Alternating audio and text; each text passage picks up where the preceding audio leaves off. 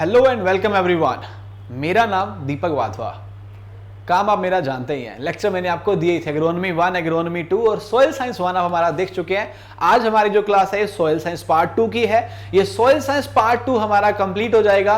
उसके बाद आपका एक फ्री टेस्ट ऐप के ऊपर अवेलेबल है। हर सब्जेक्ट के बाद हम आपको एक फ्री टेस्ट दे रहे हैं। कुछ भी पेमेंट रिक्वायर्ड नहीं है। फ्री टेस्ट जाके अटेम्प्ट कीजिए और बहुत सारी क्विजेज आपके लिए अवेलेबल है। अलग अलग सब्जेक्ट से उनको आप अटेम्प्ट कर सकते हैं। क्विज और टेस्ट को अटेम्प्ट करने के लिए हमारी एंड्रॉइड ऐप पे या फिर हमारी वेबसाइट agricoaching.in पे आप विजिट कर सकते हैं। सोयल साइंस के बाद हम नेक्स्ट हमारा जो सब्जेक्ट होगा एनिमल हस्बेंड्री उससे कंटिन्यू करेंगे। हमारा जो नया बैच है AFO मेंस के लिए 12 जुलाई से स्टार्ट होने वाला है। 20% डिस्काउंट आज भी अवेलेबल है आप लोगों के लिए। वहां मैंने डिटेल आपको दे दी थी और डिटेल आप अब भी देख पा रहे हैं। पहले 200 स्टूडेंट्स के लिए डिस्काउंट है, बाकी आप चिंता नहीं करें। आप एग्री कोचिंग चंडीगढ़ में है, आपका सिलेक्शन हम करवाएंगे। डाउट है लेक्चर देख लीजिए। गाइस आज का जो हमारा सेशन है ये हमारा सॉइल साइंस का पार्ट 2 और ये सॉइल साइंस का लास्ट पार्ट है। आज हम पढ़ेंगे सॉइल के टाइप्स के बारे में और साथ ही साथ हम पढ़ेंगे प्रॉब्लमेटिक सॉइल के बारे में, जो अपने आप में दोनों ही बहुत इंपॉर्टेंट टॉपिक हैं। कल जब मैं पढ़ा रहा था मैंने एक चीज रियलाइज करी कि मैं सॉइल का सिलेबस कंप्लीट करने के लिए जल्दी जल्दी पढ़ा रहा हूं। ऑफ कोर्स नेचुरल सी बात है, 4 घंटे के अंदर जब डिसाइड हुआ है मुझे 15 डेज में काफी कुछ कवर करना है, एटलीस्ट 7 सब्जेक्ट, जो प्रैक्टिकली तो पॉसिबल नहीं है। बट एनी हाउ आप लोग समझदार लोग या समझ जाते हैं। बट मुझे कल रात को बड़ा सारा मेल मिला, अच्छा लगा मुझे वो पढ़ के, है ना। वो मेल क्या था वो तो नहीं बताऊंगा क्योंकि किसी ने नाबार्ड कोर्स की इंक्वायरी की हुई थी एंड देन ही सेड कि मैं 5 इयर्स से कहीं वर्किंग हूं नॉन एग्रीकल्चर बैकग्राउंड से, still I am able to understand.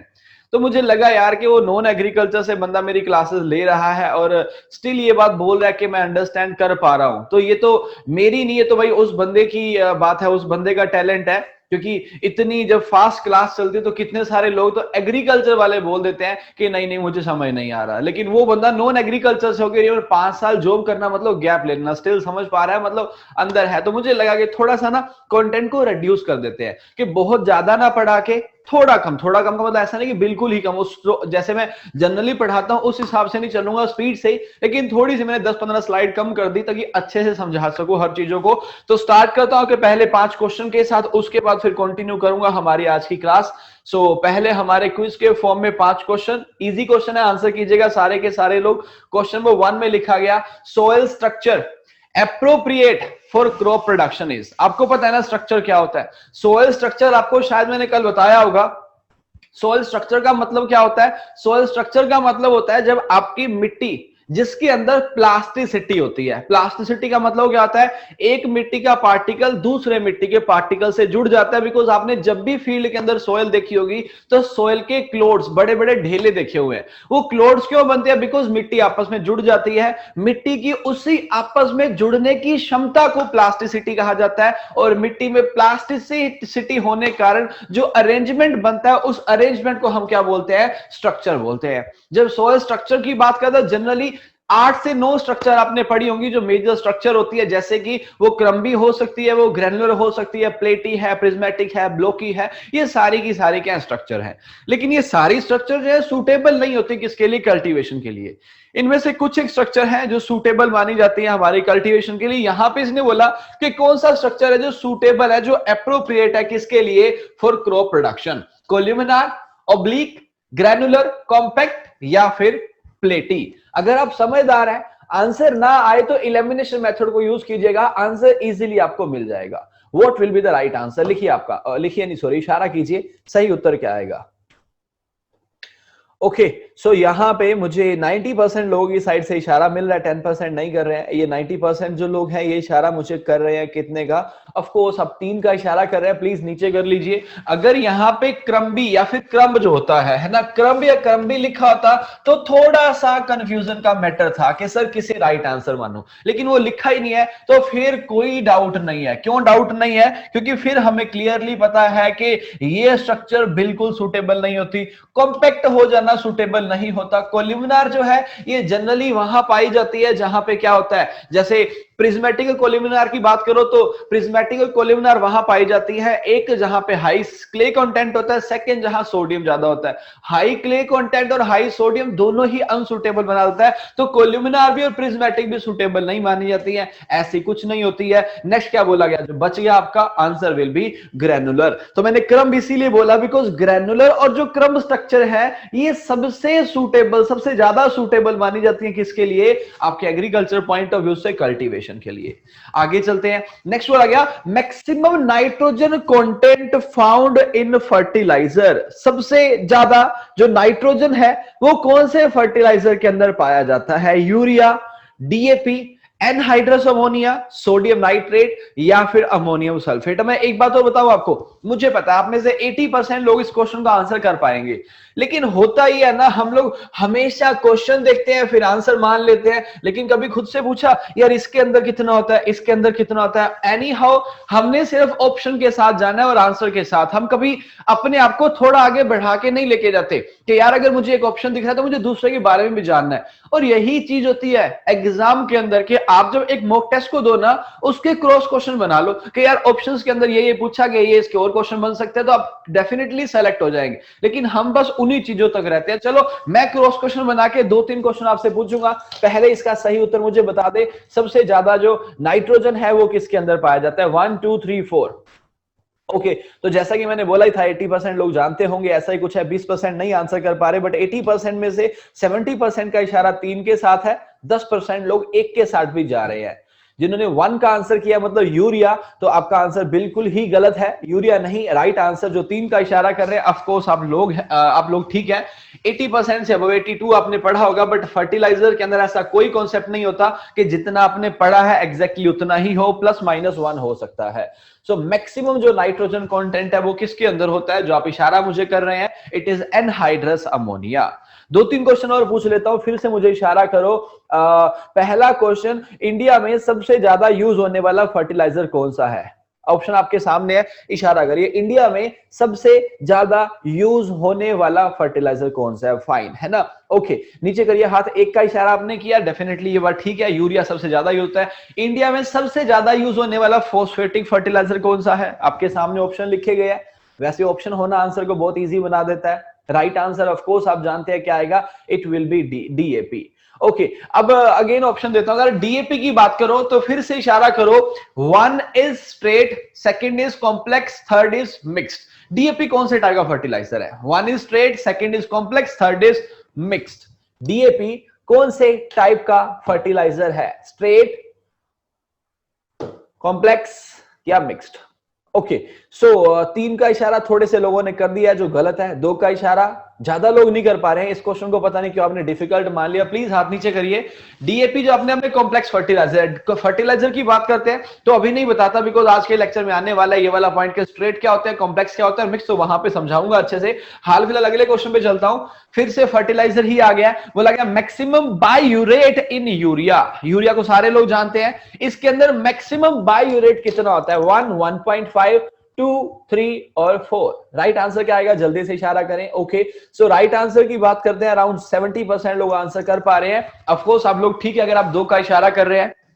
Generally urea के अंदर कुछ 1% के आसपास बायो रेट होता है, लेकिन जनरली इसने ऐसा नहीं कहा कि कितना होता है, इसने बोला मैक्सिमम कितना हो सकता है, तो मैक्सिमम बोलेंगे तो इट कैन बी 1.5%। आगे चलते हैं, नेक्स्ट बोला गया green manure crop providing maximum nitrogen. ऐसी ग्रीन मैन्योरिंग जो सबसे ज्यादा नाइट्रोजन आपको देती है। ग्रीन मैन्योर क्या होता है ये भी आगे जब मैन्योर वाला पार्ट आएगा तब बताऊंगा आपको। हाल फिलहाल बताइए मैक्सिमम नाइट्रोजन किसमें होता है? मूंग में, सनई, गवार, लोबिया, ढैंचा। ध्यान से आंसर करना पड़ेगा, थोड़ा सा कंफ्यूजिंग है। इसने बोला green manuring crop providing maximum nitrogen, तो यहां पे ऑप्शन के अंदर सनई भी दिख रहा है, which is also known as sun hemp, और आपको ढैंचा भी दिख रहा है ना।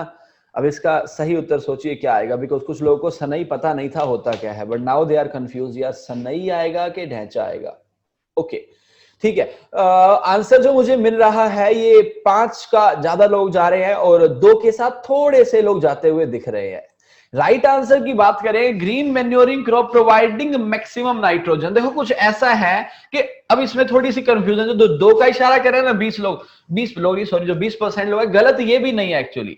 बट हाँ, अब की बार इस क्वेश्चन का आंसर सनई नहीं, इसका आंसर क्या आएगा, आंसर वे भी ढैंचा। मैं क्लियर कर देता हूं, क्योंकि अगर आप लोग 2 का इशारा कर रहे थे, आप बोलेंगे सर क्यों, मैं क्यों गलत हूं। मैं समझा देता हूं, उसके बाद ऑप्शन की लैंग्वेज जैसे मिलेगी उसे आंसर कीजिएगा।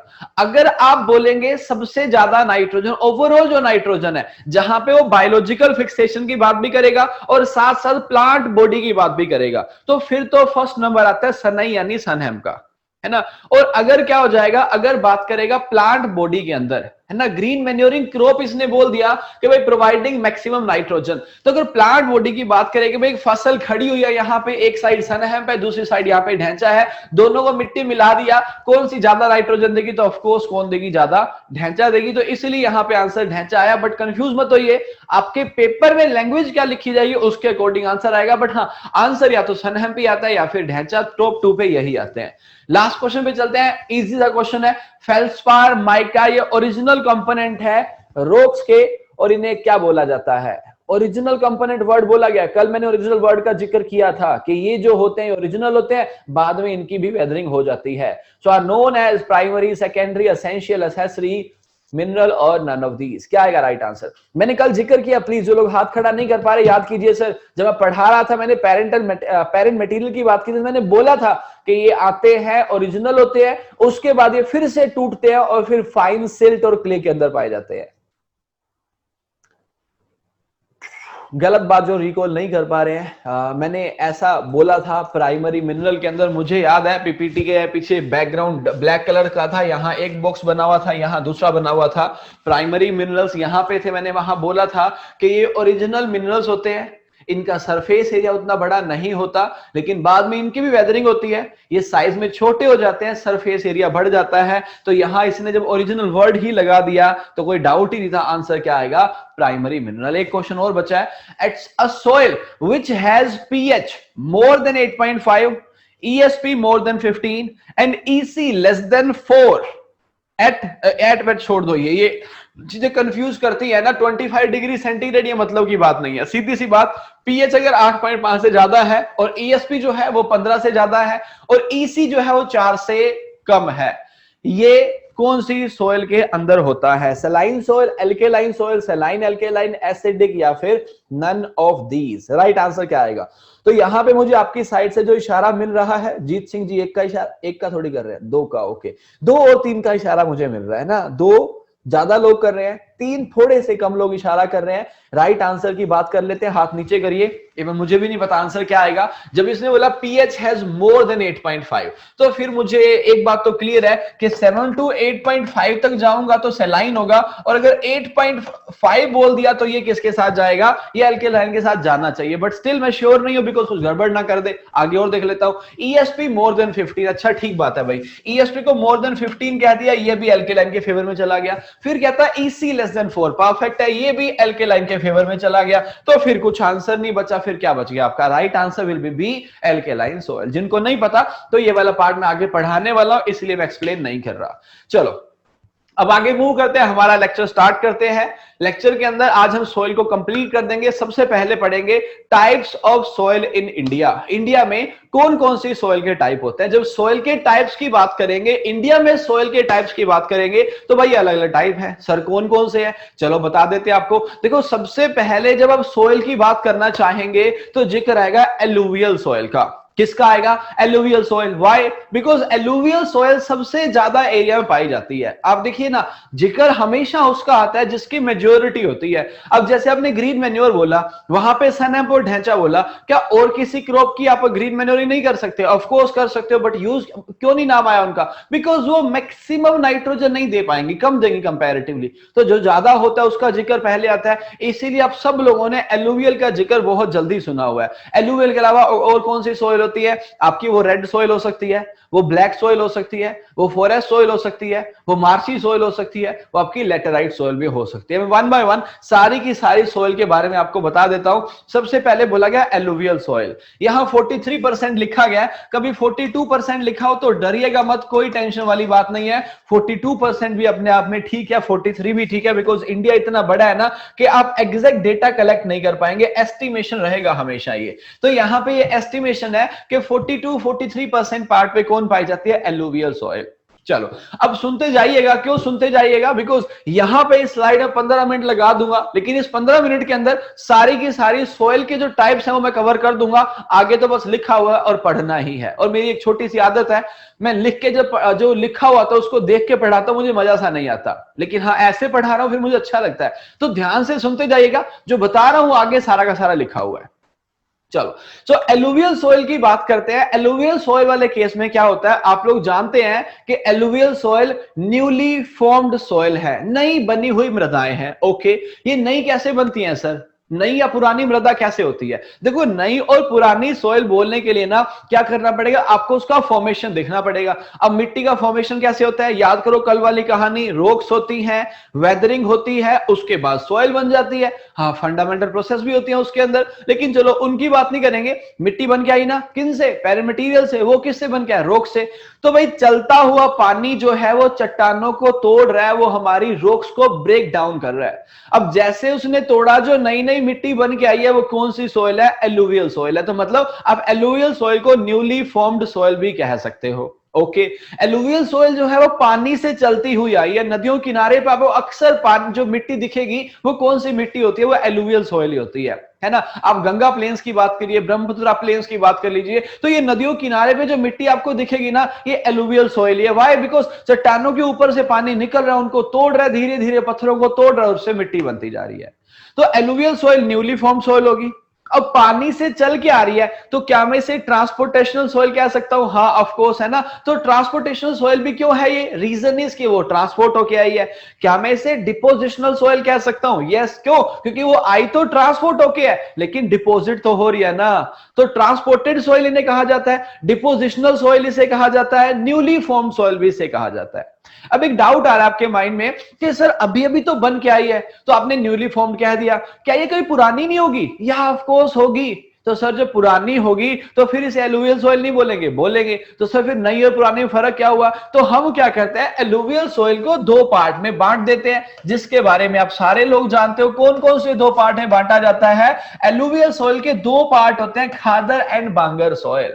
खादर एंड बांगर की बात करते हैं तो खादर एलुवियल सॉइल का वो पार्ट है जो नया नया बना हुआ है, बांगर वो पार्ट है जो पुराना बना हुआ है। अब माइंड में सर पुराना कैसे, कितना पुराना, 2 साल पुराना कि 10 साल पुराना, ये बात नहीं कही जा सकती कितने साल पुराना, बट न्यूली फॉर्म जो है वो खादर है, ओल्ड जो है वो बांगर है। तो सर फिर न्यू और ओल्ड को कैसे डिफाइन करोगे, न्यू और ओल्ड को ऐसे डिफाइन किया जाता है कि जब मिट्टी आपकी बन के आई है, चल के आई है, नदियों किनारे वो इकट्ठी हो गई है, बट तुम्हें क्या लगता है क्या वो सारी जिंदगी वहीं रहेगी, नहीं, वो वहां से भी ट्रांसपोर्ट होगी, क्योंकि पानी लेके आया तो हवा कहां मानने वाली है, हवा बोलेगी मैं इसे उड़ा के जाऊंगी, तो जो विंड है वो उसे लेके चली जाएगी। अब हवा जब उसे लेके जाने वाली है तो उससे क्या हो जाएगा, वो कहीं और जाके डिपॉजिट होगी। तो भैया कहीं और जाके जब वो डिपॉजिट हो रही है तो अब क्या हो गया, वो वहां जाके जमा होने वाली है। अब वहां जहां जमा होगी पुरानी सॉइल बन जाएगी। तो जब यहां पे थी, मतलब रिवर के पास थी, वो नई सॉइल थी, न्यूली फॉर्म थी, वो खादर सॉइल थी। जब वो चली गई है कहीं और डिपॉजिट होकर पुरानी सॉइल है, वो क्या है, बांगर सॉइल है।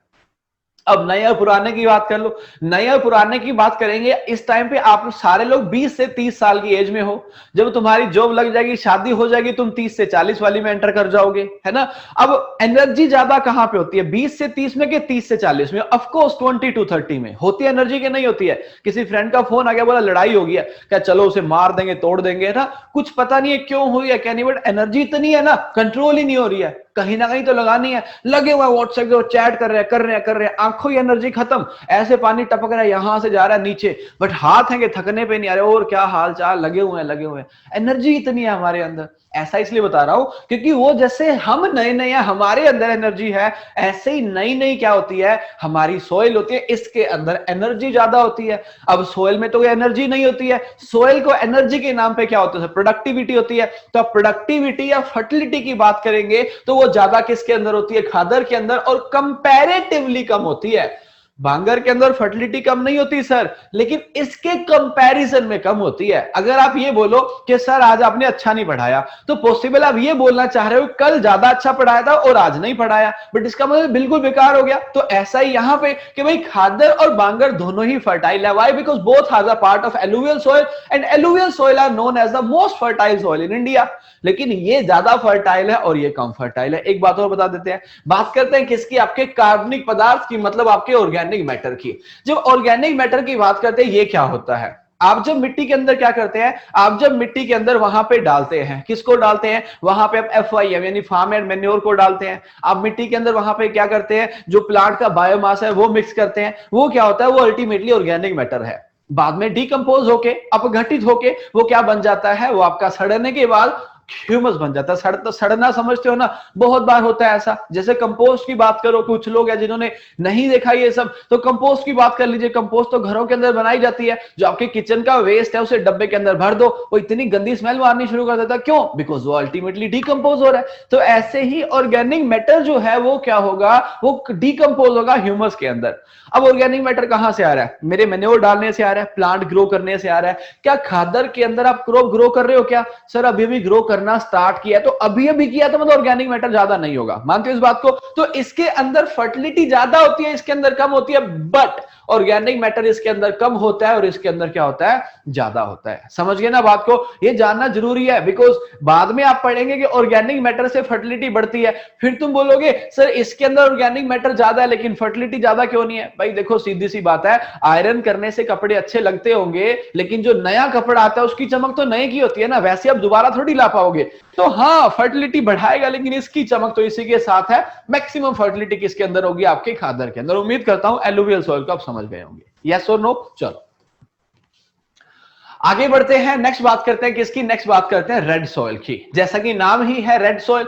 अब एलुवियल में तो कोई कलर था नहीं, तो तुमने मुझसे पूछा नहीं कि सर इसका कलर एलुवियल कैसे है, बिकॉज एलुवियल तो कोई कलर नहीं है। लेकिन जैसे ही रेड आ गया तो रेड के अंदर तुमने बोला कलर रेड क्यों है सर? अब रेड कलर जैसे ही बोल रहा हूं 80% लोग कह रहे हैं सर हमें तो पता है, तुम्हें नहीं पता। ऐसा क्यों बोल रहा हूं? क्योंकि तुमने तो बोल देगा आयरन के कारण होता है। नहीं सर, आयरन ऑक्साइड की जब बात करोगे तो एक होता है ऑक्सीडाइज्ड आयरन ऑक्साइड और एक होता है रेड्यूस्ड आयरन ऑक्साइड। अब यहां पे फंस जाता है बच्चा जब कॉम्पिटिटिव एग्जाम में जाता है, because according to his mindset कि भाई मैंने तो पढ़ लिया रेड सॉइल कलर रेड होता है बिकॉज ऑफ आयरन कंपाउंड या फिर फेरिक ऑक्साइड लिखा होता है ना। लेकिन अब उसने बोल दिया ऑक्सीडाइज्ड आयरन ऑक्साइड या फिर reduce. Now he is like ये तो कोई पढ़ा ही नहीं था, बस यही तो कॉम्पिटिटिव एग्जाम है। अब हाल फिलहाल मैं नहीं बता रहा बिकॉज आयरन तुम्हें पता था। अब जरा मारिए जोर और सोचिएगा, बिकॉज शायद आगे भी नहीं लिखा हुआ, लिखा हुआ तो ठीक है, ना लिखा हुआ दिमाग लगाना कि रेड्यूस्ड है कि ऑक्सीडाइजर, फिर समझना जहां से पढ़ा था अगर वहां पे नहीं लिखा हुआ तो मतलब हमें उसके अलावा भी थोड़ा आगे जाना पड़ेगा। रेड सॉइल की जब बात करते हैं, रेड सॉइल के अंदर सैंड कंटेंट ज्यादा होता है। सैंड कंटेंट जानते हैं ना, आपको मैंने कल पढ़ाया होगा सैंड, सिल्ट एंड क्ले के बारे में। जब सैंड, सिल्ट एंड क्ले की बात करते हैं तो सैंड, सिल्ट एंड क्ले वाले केस में क्या होता है? जो आपके सैंड पार्टिकल्स होते हैं, जो सैंड पार्टिकल्स हैं, उनकी fertility as well as water holding capacity कम होती है। सैंड सारे लोग जानते होंगे ना यार, ऑफ कोर्स आप जानते हैं ना। अगर आप नहीं जानते मैं एक बार के लिए आपको सैंड दिखा देता हूं ताकि आपके माइंड में एक इमेज बन जाए, उसके बाद फिर आगे बढ़ूंगा, मैं आपको सैंड, सिल्ट और क्ले के बारे में बता दूंगा। लेकिन सैंड की बात करता हूं तो आप नहीं जानते तो पहली बात तो इमेजिन कर लीजिए, क्या आप गोवा गए होंगे? नहीं तो कोई फोटो वोटो देखी होंगी, या फिर राजस्थान के डेजर्ट के बारे में सुना होगा। कहीं भी, दोनों केस में क्या है? अल्टीमेटली वहां पे आपकी सैंड ही है ना। राजस्थान की डेजर्ट के बजाय इमेजिनेशन में गोवा कर लो, ज्यादा अच्छा लगता है सुबह सुबह, है ना। देखो हंस रहे सारे, ये देखो मैंने सैंड लिखा है तो मेरी गलती नहीं है, ये गोवा में नहीं लेके गया आपको, बट अल्टीमेटली यहाँ पे ये जो आप देख पा रहे हैं सिंगल सिंगल जो ग्रेन है, जो रेत है, ये देखो है ना। गोवा भी ले चलता हूँ, गोवा के अंदर भी आपको दिख जाएगा क्या लिखा गया, लिखा नहीं गया सॉरी यार, ये देखो है ना, ज्यादा ऐसे फोटो क्रिटिकल भी आ जाती है। अब यहाँ पे आपको जो दिख रहा है वो क्या है? ये आपको सैंड दिख रही है, दिख रही है कि नहीं दिख रही है सैंड? तो बस ये जो है, ये रेत यहाँ पे है, ये चिपकती नहीं है, ये जो होती है सैंड होती है, ये जिस मिट्टी के अंदर आ जाएगी तो मिट्टी को भी खराब कर देगी। क्यों खराब करेगी? मिट्टी क्वालिटी डैमेज कर देगी, सैंड अगर ज्यादा होगी तो। बिकॉज ऐसा नहीं होता कि पढ़ाई करने का मस्ती करना बुरी बात है, बट हाँ एक टाइम से ज्यादा करोगे तो फिर काम खराब है। तो सेम सैंड का होना अच्छा है, लेकिन एक लेवल से बढ़ जाना वो अच्छा नहीं माना जाता। तो रेड सॉइल के अंदर सैंड कंटेंट ज्यादा होता है और सैंड कंटेंट ज्यादा होना इसकी फर्टिलिटी को कम कर देता है। तो क्या ये सर बिल्कुल फर्टाइल नहीं होती? ऐसा नहीं होता, फर्टाइल होती है बट कंपैरेटिवली ये सॉइल जो है ये लेस फर्टाइल होती है। कुछ स्पेसिफिक क्रॉप्स आप यहां पे ग्रो कर सकते हो बट सारी की सारी क्रॉप्स यहां पे ग्रो नहीं होती है। रेड का कलर मैंने आपको बताया रेड किस लिए होता है, फर्टिलिटी इसके अंदर कम होती है। नेक्स्ट सॉइल कौन सी लिखेगी? Black soil. ब्लैक सॉइल से बहुत बार क्वेश्चन बनता है, आपने क्वेश्चन जब देखा होगा ना तो रेड से क्वेश्चन नहीं देखा लेकिन इससे क्वेश्चन बनते हुए देखा है और इससे भी बनते हुए देखा होगा। व्हाई? क्योंकि जब मैं समझा रहा था मैंने कितना सारा टाइम लिया इसके ऊपर बट इसको जल्दी से खत्म कर दिया, अब ये फिर से टाइम ले जाएगी। जो जितनी इंपॉर्टेंट है ना उतना ज्यादा डेटा आपको उसका मिलता है और उतने ही ज्यादा चांस बन जाते हैं एग्जाम में पूछे जाने के। ब्लैक सॉइल की बात करता हूं तो ब्लैक सॉइल को हम रेगर सॉइल भी कहते हैं। क्या बोलते हैं? ब्लैक सॉइल को रेगर सॉइल भी कहा जाता है और इसे कॉटन सॉइल भी कहा जाता है। अब ब्लैक को कॉटन क्यों बोलते हैं ये तो सब लोग जानते हैं, है ना? क्या जानते हैं कि सर ब्लैक सॉइल जो है ये कॉटन कल्टीवेशन के लिए सूटेबल है। रेगर का मतलब ही कॉटन होता है, तो ब्लैक सॉइल बोलो, कॉटन सॉइल बोलो, रेगर सॉइल बोलो, अल्टीमेटली गंगाधरी शक्तिमान है, मतलब दोनों तीनों का मतलब तो सेम ही है। बट कभी किसी ने ये सोचा कि ब्लैक सॉइल कॉटन के लिए सूटेबल है, that is fine, but why cotton को ब्लैक सॉइल में ही क्यों? पूछ के देखा कभी? अब इसका आंसर मैं नहीं दूंगा आपको। क्यों नहीं दूंगा? बिकॉज सब कुछ मैं बताऊंगा तो फिर आप लोग क्या करेंगे? थोड़े थोड़े असाइनमेंट आपके पास भी होने चाहिए। तो एक असाइनमेंट यहां पे था, छोटा सा असाइनमेंट यहां पे भी आ गया कि कॉटन सूटेबल है, that is okay, everyone knows कि कॉटन जो है सूटेबल है ब्लैक सॉइल में। क्यों? अब ब्लैक सॉइल की बात करते हैं, ब्लैक सॉइल के एरिया की बात कर लो, ये है भी ज्यादा कहां पे? गुजरात और महाराष्ट्र में। कॉटन की बात कर लो, कॉटन कल्टीवेशन भी कहां होती है? गुजरात और महाराष्ट्र में, राइट? ओके, तो जैसा मैंने रेड सॉइल के अंदर बोला था कि यहां पे क्या होता है, यहां पे सैंड कंटेंट ज्यादा होता है। तो ऐसी बात नहीं है कि सैंड होना हमेशा बुरा ही है, इसके अंदर सैंड कंटेंट ज्यादा होगा तो क्या होता है, ड्रेनेज बड़े अच्छे से होता है। यहां पे वाटर लो कंडीशन नहीं आती है बिकॉज पानी फटाफट से नीचे चल जाता है। लेकिन अगर मैं बोलूं अब क्ले की, सबसे ज्यादा जो क्ले है वो कौन सी सॉइल में पाया जाता है? It is in black soil. सबसे ज्यादा जो क्ले है वो ब्लैक सॉइल के अंदर पाया जाता है। तो जब क्ले कंटेंट की बात करते हैं जो ब्लैक सॉइल के अंदर पाया जाता है, आप भी जानते हैं कि क्ले की वाटर होल्डिंग क्या होती है? ज्यादा होती है। क्ले की वाटर होल्डिंग ज्यादा होना ही क्या कर देता है, ब्लैक सोल को सूटेबल बनाता है ज्यादा पानी होल्ड करने के लिए। लेकिन क्या ज्यादा पानी होल्ड करना हमेशा अच्छी बात है? ज्यादा पानी होल्ड करना शायद अच्छी बात है, लेकिन क्ले के साथ यह भी होता है कि इसकी परमेबिलिटी बड़ी स्लो होती है। परमेबिलिटी का मतलब क्या होता है, पानी जब मिट्टी के अंदर एंटर कर रहा है तो वो धीरे धीरे जाएगा, फास्ट जाएगा। वो जो वाटर एंड एयर की मूवमेंट है विद इन द सॉइल, ये क्या होती है, this is known as permeability. अब इसकी परमेबिलिटी बहुत कम है। अगर आपने ऊपर से पानी डाल दिया ना, पानी ऊपर खड़ा हो जाएगा। पानी ऊपर खड़ा हो जाएगा तो उससे क्या होगा, उससे दिक्कत आएगी, वाटर लॉक्ड कंडीशन डेवलप हो जाएंगी। आरआरबीएसओ 2018 एक क्वेश्चन पूछता है, which among the following soil is not suitable for nursery. तो ये जो सॉइल है ये नर्सरी के लिए कभी भी सुटेबल नहीं मानी जाती है। रीजन इज क्योंकि ब्लैक सॉइल की जब बात करेंगे तो इसमें वाटर लॉगिंग हो जाती है, वो छोटे छोटे प्लांट्स हैं और इसके लिए सुटेबल नहीं होंगे। वाई? बिकॉज वहां वाटर लॉगिंग होगी तो मर जाएंगे वो। तो नर्सरी के लिए ब्लैक सॉइल सुटेबल नहीं है बट कॉटन के लिए सुटेबल है, राइट? और वाटर होल्डिंग ज्यादा होती है प्लस वाटर लॉगिंग भी यहां पे होती है। उसका रीजन क्या है, क्ले है। इसके अंदर श्रिंक सॉइल पोटेंशियल भी होता है, वो मैं आपको आगे आगे पढ़ाता हूं। आगे चलते हैं, इसकी ज्यादा बात नहीं करेंगे। वाई? बिकॉज ये क्या है, ये तो एरिड या फिर डेजर्ट सॉइल है। सर ये क्या होता है, अभी तो दिखाया था आपको फोटो के अंदर, डेजर्ट ही तो दिखाया था ना। तो एरिड और डेजर्ट सोइल की बात करते हैं। अगेन जैसा रेड सोइल के साथ धोखा हुआ था वही धोखा इसके साथ हो गया। कौन से वाला धोखा भाई? ये वाला धोखा है ना। यहां भी सैंड कंटेंट ज्यादा था, इधर भी क्या हो गया, सैंड कंटेंट ज्यादा हो गया। ऐसा होता है ना कभी कभी कि एग्जाम के अंदर हम बैठे थे, नकल मारने वाले थे, लेकिन पता चला हमारे आगे वाला भी निकम्मा ही है। फिर अब कहता है अब तो गया दिन हमारा, है ना। खैर आप नकल नहीं मारते, अच्छे बच्चे हैं, बट हाँ कुछ ऐसा ही है। इसके पास सैंड ज्यादा है तो सैंड कंटेंट इसे कल्टीवेशन के लिए सूटेबल नहीं रहने देता, क्योंकि सैंड ज्यादा होना ही उसे बेकार बनाता है। क्ले भी ज्यादा होना, अगर आपकी मिट्टी में 40% से ज्यादा क्ले होना शुरू हो जाएगी तो 35 to 40% से ज्यादा जब क्ले होती है वो सूटेबल नहीं मानी जाती है। तो क्ले जब ज्यादा होना शुरू हो जाती है तो अगेन वो हमें नुकसान करती है। सेम टाइम पे सैंड जब ज्यादा है तो कल्टीवेशन के लिए इसे सूटेबल नहीं रहने देती। एरिया डेजर्ट सोइल की बात करेंगे, यहां पे सैंड ज्यादा है, यहां वेजिटेशन कम होती है, ऑर्गेनिक मैटर कम होता है, फर्टिलिटी कम होती है, वाटर होल्डिंग कैपेसिटी कम होती है, प्रोडक्टिविटी कम होती है। अब जब मैंने 5-6 बातें बोल दी, अब तुम कह रहे हो सर रहने दो, फिर आगे चलते हैं, सब कुछ ही तो कम है। नेक्स्ट आ गया लेटराइट सोइल। लेटराइट सोइल की बात करते हैं, लेटराइट सोइल जो है ये इंडिया में कहां पाई जाती है? ये जनरली जो सदर्न स्टेट है हमारे, जो साउथ इंडिया दक्षिणी भारत वाले राज्य हैं, वहां पे ज्यादा आपको दिखेगी।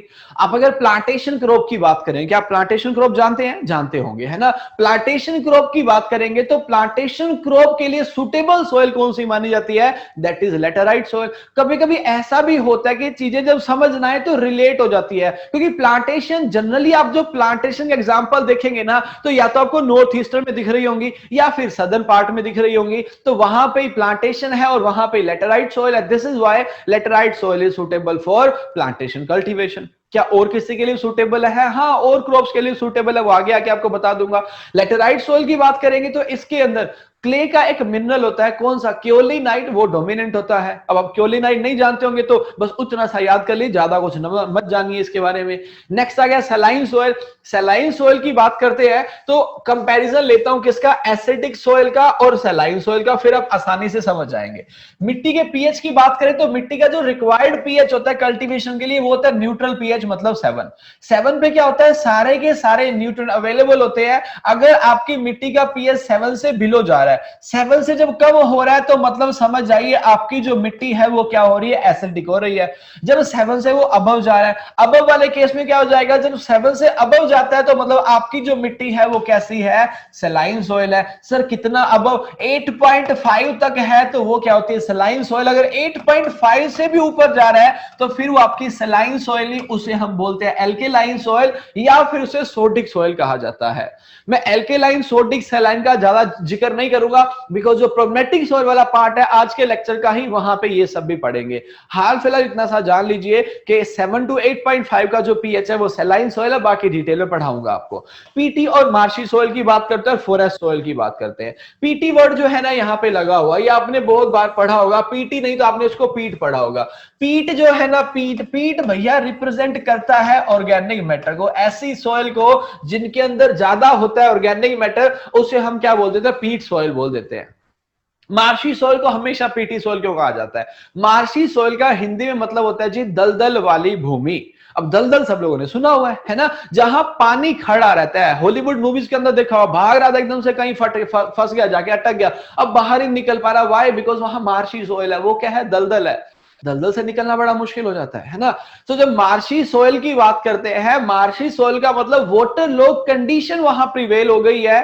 वहां पे ऑर्गेनिक मैटर ज्यादा क्यों होता है? बिकॉज वहां क्रॉप तो आप कल्टीवेट नहीं कर सकते। हाँ, अगर एक मार्शी लिमिट तक है कि वाटर लॉग तो है लेकिन बहुत ज्यादा वाटर लॉगिंग नहीं है, तो वो राइस कल्टीवेशन के लिए सुटेबल हो सकती है। लेकिन लंबे टाइम से वाटर लॉग्ड होना मतलब उसके अंदर टॉक्सिक एलिमेंट प्रोड्यूस हो जाएंगे, वहां पे आप कुछ ग्रो नहीं कर पाओगे। तो सर ऑर्गेनिक मैटर कहां से आएगा? वहां पे कुछ आप ग्रो नहीं कर पाएंगे, बट आपको पता है एक्सेप्शंस आर ऑलवेज देयर। तो नेचुरल वेजिटेशन कुछ ऐसी भी होती है जो ऐसे ही एनवायरमेंट में ग्रो हो जाती है। तो वेजिटेशन वहां पे ग्रो हो रही है, उसके अंदर मिक्स हो रही है, ग्रो हो रही है, मिक्स हो रही है। मिक्स क्यों हो रही है सर? क्योंकि जब अपना लाइफ साइकिल कंप्लीट करेगी तब तो प्लांट ड्राई होने वाला है ना, तो वहां मिक्स होता जा रहा है। अब अगर ऑर्गेनिक मैटर को नॉर्मल सॉइल में बोलोगे तो जो बैक्टीरिया होते हैं मिट्टी के, जो माइक्रोब्स होते हैं, वो उस ऑर्गेनिक मैटर को ह्यूमस में कन्वर्ट कर देते हैं। लेकिन ये कर नहीं पाएंगे, क्यों? क्योंकि यहां पे तो पानी खड़ा हुआ है, वाटर लॉग कंडीशन है, एनारोबिक कंडीशन है, और एनारोबिक कंडीशन होने से क्या हो जाएगा?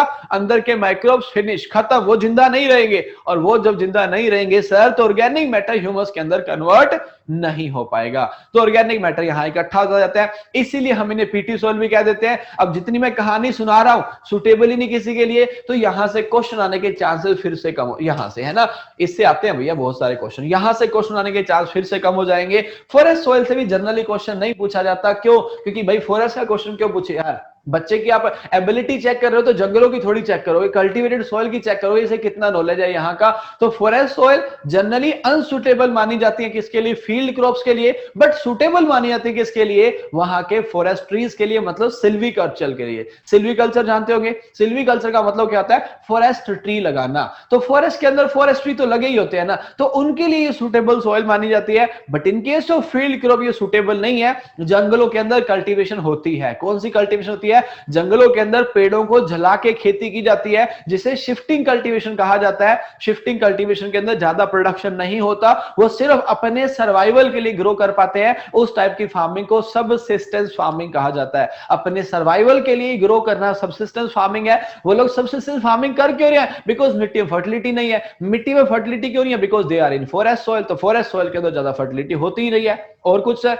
अगर मैंने शिफ्टिंग की बात कर दी है तो आपको पता भी होगा, है ना? क्या पता होगा आपको? जब शिफ्टिंग की बात करते हैं तो शिफ्टिंग वाले केस में क्या हो जाता है? शिफ्टिंग कल्टीवेशन, जहां पे जंगलों को जलाया जाता है। आपको ही पता है जंगलों को जलाना सर क्राइम है, आप नहीं जला सकते हैं, और क्राइम है तो मतलब इलीगल है। अब जस्ट टेक एन एग्जांपल कि आप और मैं जंगल में रह रहे हैं, वहां पे कल्टीवेशन कर रहे हैं। अब हमें बोल दिया कि पेड़ों को जलाना इलीगल है, तो कुछ सॉल्यूशन आपको देना पड़ेगा, है ना? कि आप उसे इलीगल जब ठहरा दे रहे हो, हम तो जंगलों के अंदर है, खाना तो खाएंगे ना, कुछ तो ग्रो करना पड़ेगा।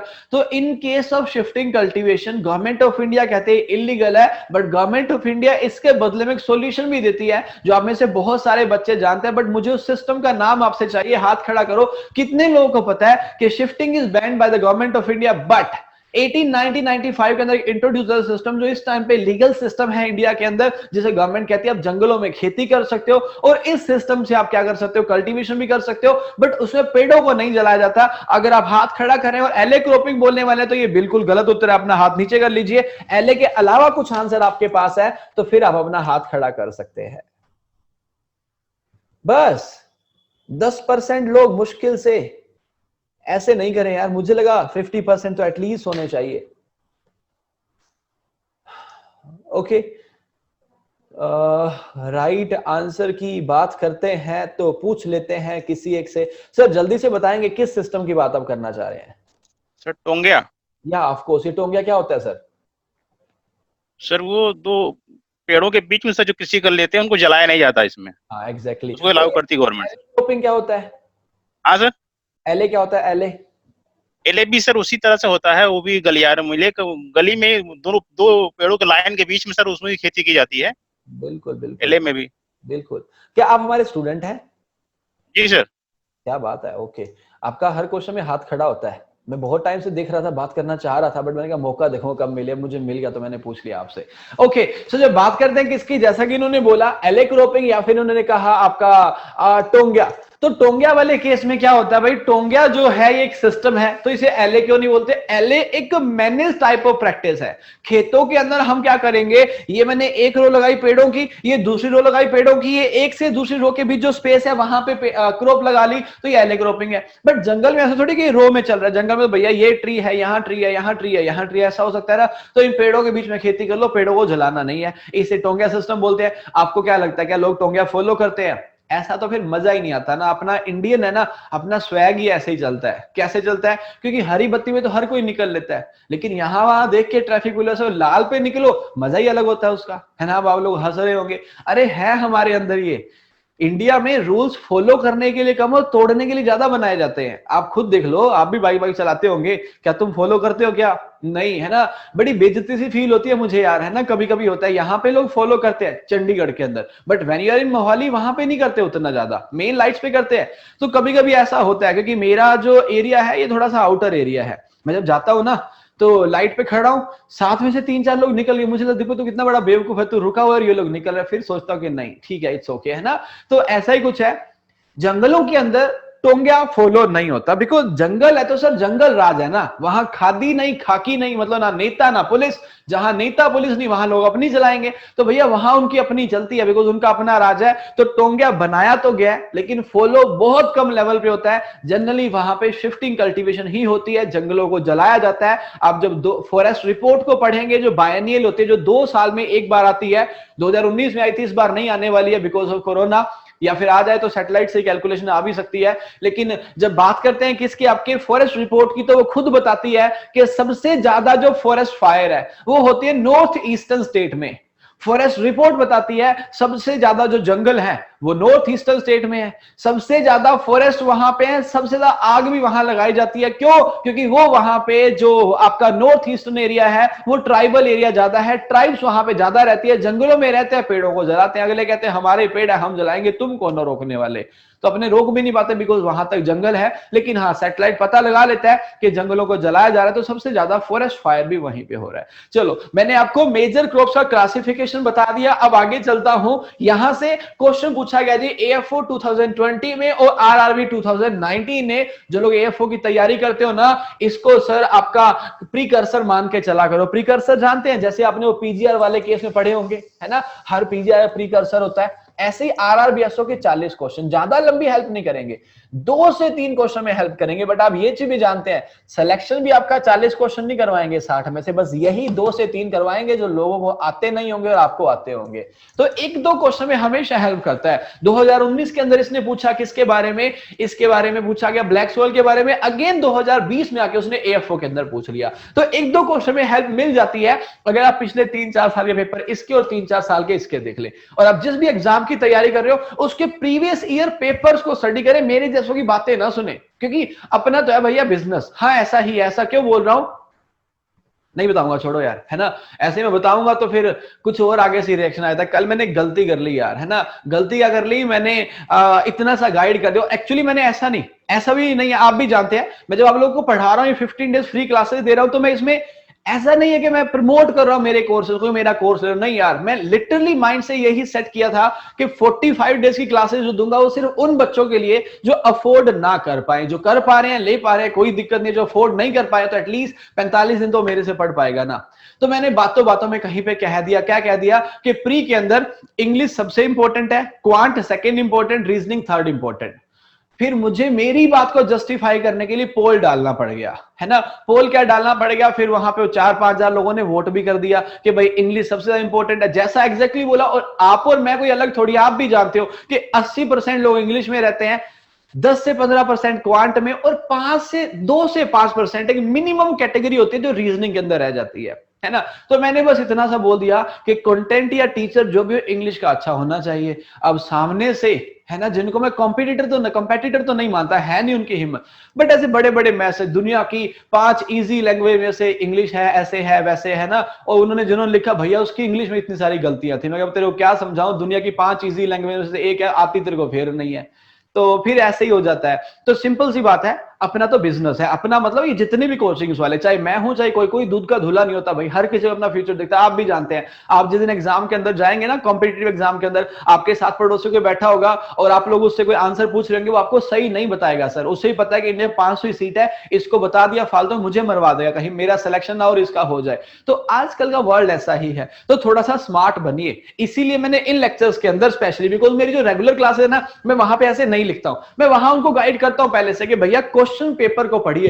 तो अपना फ्यूचर ना हम जैसों की गाइडेंस की बजाय बाद में, बट पेपर को पहले देखकर, जिस भी पेपर में जा रहे हो, नाबार्ड में, आरआरबी में, एएफओ में, ये 3 पेपर तो ऐसे हैं जो पैटर्न आपको बहुत हेल्प करेगा। एमएस एंट्रेंस में जा रहा है तो वहां कोई चक्कर ही नहीं है, वो तो पिछला पैटर्न रिपीट ही करता है, क्योंकि ये लोग पैटर्न को रिपीट नहीं करते। जैसा पेपर पिछले साल आया था वैसा तो नहीं पूछेंगे, बट थोड़ा बहुत आइडिया आपको हो जाता है। बाकी स्टेट एग्जाम या एमएस एंट्रेंस देंगे तो ये लोग तो एग्जैक्टली क्वेश्चन ही रिपीट कर देते हैं कि जो 2016 के अंदर पूछे 2-4 क्वेश्चन वो 20 में भी आ जाते हैं। तो वहां तो पेपर आपको बहुत हेल्प करते हैं। हाल फिलहाल आगे बढ़ता हूं, major soil of India and their order की बात करी थी, तो यहां पे मेजर सॉइल्स की जब बात करेंगे तो alluvial, black, red, laterite and desert, फिर उनके ऑर्डर लिखे गए, कौन कौन से ऑर्डर होते हैं। इस बार जो क्वेश्चन एएफओ ने पूछा था, उसने बोला वॉटी सॉइल मैक्सिमम कहां पाई जाती है, ऐसा क्वेश्चन पूछा गया था। लेकिन यहां ऑर्डर लिखे गए हैं, पीडीएफ आपको मिल जाएगा लेक्चर का, वहां से नोट कीजिएगा। अब फर्स्ट सॉइल पे चलते हैं। पहली आपकी एलुवियल सॉइल। अब मैं थोड़ा सा फास्ट चलूंगा बिकॉज मैं बातें जो बता चुका हूं वो पढ़ दूंगा और जो नहीं बताई वो एक्सप्लेन कर दूंगा।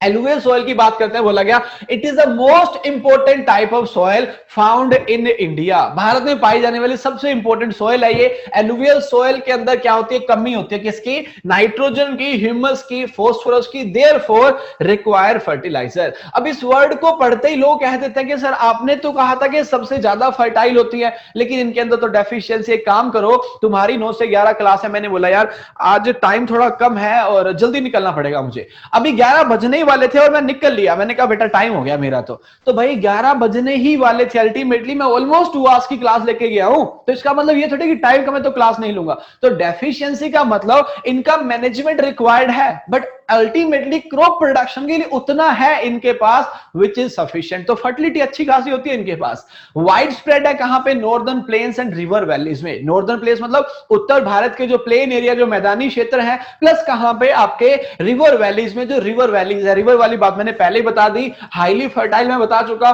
Indus, Ganga, Brahmaputra plain, Narmada plain, Tapi plain etcetera are example. ये मैंने आपको बताया था कि नदियों के जो किनारे हैं, रिवर डेल्टा, जो डेल्टा वर्ड गलत हो गया, नदियों के जो किनारे हैं, रिवर बैंक जो है, वहां पे जो मिट्टी इकट्ठी हो रही है वो क्या हो जाएगी? That is alluvial soil. आगे चलते हैं। They are depositional soil transported and deposited by the river, stream etc. मैंने शुरू में आपको बता दिया था कि डिपोजिट होती है किससे? रिवर से, या फिर स्ट्रीम वर्ड का मतलब क्या होता है? पानी की बहती हुई धारा। तो कोई पानी की धारा जमा कर रही है, वो क्या है? आपकी डिपोजिशनल सोइल है। नई जो एलुवियम है, नई जो मिट्टी है, उसे खादर बोलते हैं। वो क्या होती है? सैंडी होती है और लाइट होती है। देखो इसको भी समझ जाओगे आप, सैंडी क्यों होती है? क्योंकि प्राइमरी मिनरल्स तो सैंडी के अंदर पाए जाते हैं, ओरिजिनल मिनरल्स का साइज बड़ा होता है, और शुरू में जो बनते हैं वो ओरिजिनल ही होते हैं। ये तो शुरू में बन रही है तो ओरिजिनल होंगे। यहां पे मतलब ये सैंडी है और लाइट कलर की है। लाइट कलर क्यों? बिकॉज ऑर्गेनिक मैटर कम है। पुरानी जो एलुवियम है, बांगर या भांगर जिसे बोला जाता है, उसके अंदर क्ले ज्यादा है। व्हाई? बिकॉज अब आप जब देखेंगे वेस्ट टू ईस्ट की साइड जाएंगे, वेस्ट टू ईस्ट समझ रहे हैं ना, ईस्ट वेस्ट नॉर्थ साउथ जानते हैं ना मैप में कहां कहां होता है। तो वेस्ट टू ईस्ट की साइड जब जाते हुए खुद को देखेंगे ना, तो समझ आएगा कि सैंड कम होता जा रहा है और क्ले बढ़ता जा रहा है। जब वेस्ट टू ईस्ट साइड जाएंगे तो यहां पे कहता है कि पुराना जो एलुवियम है, बांगर जो है, उसके अंदर क्ले ज्यादा होता है, और ऑर्गेनिक मैटर ज्यादा होने के कारण कलर कैसा होता है? डार्क कलर होता है। Khadar soil is more fertile but less organic matter. मैंने शुरू में बताया था ये वाला, bangar soil is less fertile but high in organic matter. ये पॉइंट मैं एक्सप्लेन कर चुका हूं। आगे चलता हूं। जो एलुवियल सोइल है वो रिच होती है पोटाश के अंदर। डेफिशिएंसी इसके अंदर आपको बता ही दिया किसकी होती है। कलर यहां पे light grey to ash grey होता है इसका। टेक्सचर जो बोला गया वो सैंडी टू सिल्टी लोम या फिर क्ले टेक्सचर हो सकती है। एलुवियल सोइल सूटेबल है ऑलमोस्ट सब क्रॉप्स के लिए, ऑलमोस्ट सब के लिए। Why? Production of crops of rice, wheat, maize, sugar cane, tobacco, cotton, jute, oil seed. अब देखो ना, ऑलमोस्ट काफी सारी क्रॉप का नाम मेंशन कर दिया। तो एलुवियल सबसे ज्यादा पार्ट पे पाई जाती है, सबसे ज्यादा फर्टाइल है। यहां पे फॉस्फोरस नाइट्रोजन थोड़ी कम, जबकि पोटाश जो आपको अच्छा खासा दिखता है। जो टेक्सचर है वो एरिया टू एरिया का वेरी करेगा कि आप कहां पे इस मिट्टी को देख रहे हैं। तो टेक्सचर जो है सैंडी से सिल्टी लोम या क्ले हो सकता है। आगे चलते हैं। एलुवियल सोइल का सेकंड कौन सी आ गई? Red soil. जैसा कि मैंने शुरू में कहा था आपको कि रेड सोइल वो सोइल है जहां पे क्या होता है? जहां पे सैंड कंटेंट ज्यादा होता है। आप देख भी सकते हैं पीछे जो मिट्टी दिख रही है वहां पे कॉम्पैक्शन नहीं है। क्यों नहीं है? बिकॉज सैंड के अंदर कॉम्पैक्शन नहीं होता। सैंड जो है या फिर आपकी जो रेड सोइल है, ये मेनली आपको दिखेगी जहां पे रेनफॉल कम है। रेनफॉल कम है तो मतलब वो एरिया कैसा है? या तो एरिड होगा या सेमी एरिड होगा। So rainfall, low rainfall area and फिर बोला गया semi arid areas. The pH value of most red soil ranges from 4.5 to 6.5। The pH value of soil is influenced by the parent material soil formed in the limestone are normally higher than 5.5। अब ये समझना पड़ेगा, ये pH वाला ना बड़ा ही contradictory है। Red soil का हर जगह को पीएच अलग अलग दिखेगा। शुरू से पढ़ता हूं। PH value of most red soil ranges from 4.5 to 6.5, मतलब एसिडिक दिखा रहा है ये। The pH value of soil is influenced by the parent material। कहां से वो बन के आई है? Soil formed in limestone। limestone मतलब लाइम की बात आ गई है ना, तो pH क्या करेगा? वो आपको मेंटेन करेगा। So limestone are normally higher than 5.5 but those from shale and slate उनका क्या होगा? लोअर होगा 5 से। लेकिन pH यहां पे 7 से तो कम ही दिखेगा। इन्हें अर्ली सोइल भी बोलते हैं बिकॉज अर्ली सोइल और लेट सोइल जनरली उनका डेवलपमेंट से रिलेट करता है कि जितनी पुरानी और जितनी नई डेवलप्ड है उसके केस में उसे अर्ली और लेट कह देते हैं। तो red soil is known as early soil. इनकी कैटायन एक्सचेंज कैपेसिटी क्या होती है? कम होती है, लो वाटर होल्डिंग होती है। कल शायद मैंने सीईसी आपको समझाया था, नहीं समझाया था तो फिर मैं 2 घंटे के अंदर सब कुछ नहीं समझा पाता। सीईसी होता है जी cation exchange capacity. Exchangeable cation कितने होल्ड करेगी मिट्टी आपकी? अगर समझाया तो अच्छी बात है, वरना याद कर लीजिए सीईसी ज्यादा होता है क्ले का। क्ले का सीईसी ज्यादा होता है, क्ले की वाटर होल्डिंग ज्यादा होती है, सीईसी कम होता है सैंड का, और सीईसी सैंड का कम होता है, वाटर होल्डिंग भी क्या होती है, कम होती है। क्या सीईसी का वाटर होल्डिंग से आपस में रिलेशन होता है सर? ज्यादा तो नहीं, थोड़ा थोड़ा रिलेशन कहा जा सकता है। रेड सोइल की हम बात कर रहे हैं। रेड सोइल कहता है हमेशा नेचर में कैसे मिलेगी आपको, एसिडिक मिलेगी, हाईली सुटेबल है किसके लिए, ग्राउंडनट कल्टीवेशन के लिए, बिकॉज इसके अंदर क्या होता है, यहां पे सैंड होता है, ग्राउंडनट में पैग बनते हैं, पैग जानते होंगे, तो ग्राउंडनट के पैग जो है वो मिट्टी के अंदर पेनेट्रेट इजिली कर जाते हैं जहां पे सैंड कंटेंट होगा, इसीलिए रेड सोइल ग्राउंडनट के लिए सुटेबल है। टेक्सचर इसकी सैंडी टू क्ले और लोमी हो सकती है। Crop like millet, pulses, oil seed के अंदर groundnut, ginger, groundnut, gingerly castor and tuber crops like cassava are commonly cultivated। अब देखो यहाँ पे, ये पता नहीं यार क्या है, मैं भी नहीं जानता हूं, इसको देख लेता हूं। यहाँ पे इसने क्या बोला, देखो जो भी क्रॉप्स की बात कर ले रहा है, तो जो भी क्रॉप्स बोल रहा है अल्टीमेटली उनकी वाटर रिक्वायरमेंट क्या है, वाटर रिक्वायरमेंट कम है। क्यों? क्योंकि भाई वाटर रिक्वायरमेंट की जब बात करेंगे तो वो इसलिए कम है, सॉरी वाटर रिक्वायरमेंट कम वाले यहाँ पे ग्रो क्यों किए जा रहे हैं, वो इसलिए किए जा रहे हैं बिकॉज रेड सॉइल की बात कर रहे हो, सैंड कंटेंट ज्यादा है, सैंड कंटेंट है तो वहां पे वाटर होल्डिंग कैपेसिटी क्या हो जाएगी, कम हो जाएगी। चलो रेड के बाद आगे मूव करते हैं। नेक्स्ट क्या लिखा गया, नेक्स्ट लिखा गया आपका ब्लैक सॉइल। कुछ नहीं, मैं ऐसे देख रहा था, शायद इसका कोई मीनिंग में भी ये स्पेलिंग गलत है या फिर कुछ और होगा, बाद में बता देंगे आपको। आगे चलते हैं, नेक्स्ट बात करते हैं ब्लैक सॉइल की। आप सामने मिट्टी के अंदर ब्लैक सॉइल, मतलब फोटो के अंदर ब्लैक सॉइल देख भी पा रहे हैं, है ना। सो ब्लैक सॉइल की जब बात करते हैं, ब्लैक सॉइल या फिर कॉटन सॉइल या फिर क्या बोलते हैं, रेगर सॉइल। शुरू में आपको बता चुका हूं, RRBSO 19 ने क्वेश्चन पूछा था, भी मैंने आपको जिक्र किया था। Regar means cotton, best for cotton cultivation, not suitable for young plant before transplanting. Young plant मतलब नर्सरी, है ना, तो यहां हमने तो यंग प्लांट लिखा हुआ है, लेकिन आपकी अंडरस्टैंडिंग होनी चाहिए ना, पेपर ने यंग प्लांट नहीं लिखा था, पेपर ने पूछा था नर्सरी के लिए कौन सी सुटेबल नहीं है। तो भाई यंग प्लांट के लिए सुटेबल ना हो तो नर्सरी में कौन होते हैं, छोटे मोटे प्लांट ही तो होते हैं, है ना। तो यंग प्लांट के लिए सुटेबल नहीं है, नर्सरी के लिए सुटेबल नहीं है। मैच्योर सॉइल इसे कहते हैं, अब याद हो गया आपको, रेड सॉइल को अर्ली सॉइल कहते हैं, ब्लैक सॉइल को मैच्योर सॉइल कहते हैं, also called as late soil. आपको कहा ही था, है ना, अर्ली और लेट, तो वो किस पे है, मैच्योरिटी पे, तो ये लेट है इसलिए मैच्योर सॉइल बोल दिया, वो अर्ली सॉइल है, न्यूली फॉर्म सॉइल ऐसा है ना। तो उसे अर्ली बोला, रेड को इससे लेट या फिर मैच्योर कह दिया, किसको, आपकी ब्लैक सॉइल को। Dark grey in colour due to the clay humus complex, the soil is rich in clay particle and has neutral to alkaline reaction। Red soil acidic condition में जा रही थी, लेकिन ये कहां पे जा रही है, देखो ये एसिडिक में नहीं है, न्यूट्रल टू एल्केलाइन है। PH of black soil is 7.2 to 8.5, मतलब 7 से ऊपर दिख रहा है, नीचे नहीं दिख रहा आपको। Horticulture nursery soil should be well drained, black cotton soil type of soil is not suitable for the nursery. हाँ एग्जैक्टली इस लैंग्वेज के अंदर क्वेश्चन पूछा गया था, बोला गया टिपिकल कैरेक्टरिस्टिक्स। भाई इसमें कंफ्यूज मत होना, कहीं पे 19 लिखा है कहीं पे 18 लिखा है, उसका चक्कर क्या है ना, क्योंकि पेपर होना और रिजल्ट आना वो 18-19 हो जाता है, तो फिर ऐसे 18-19 लिखा गया।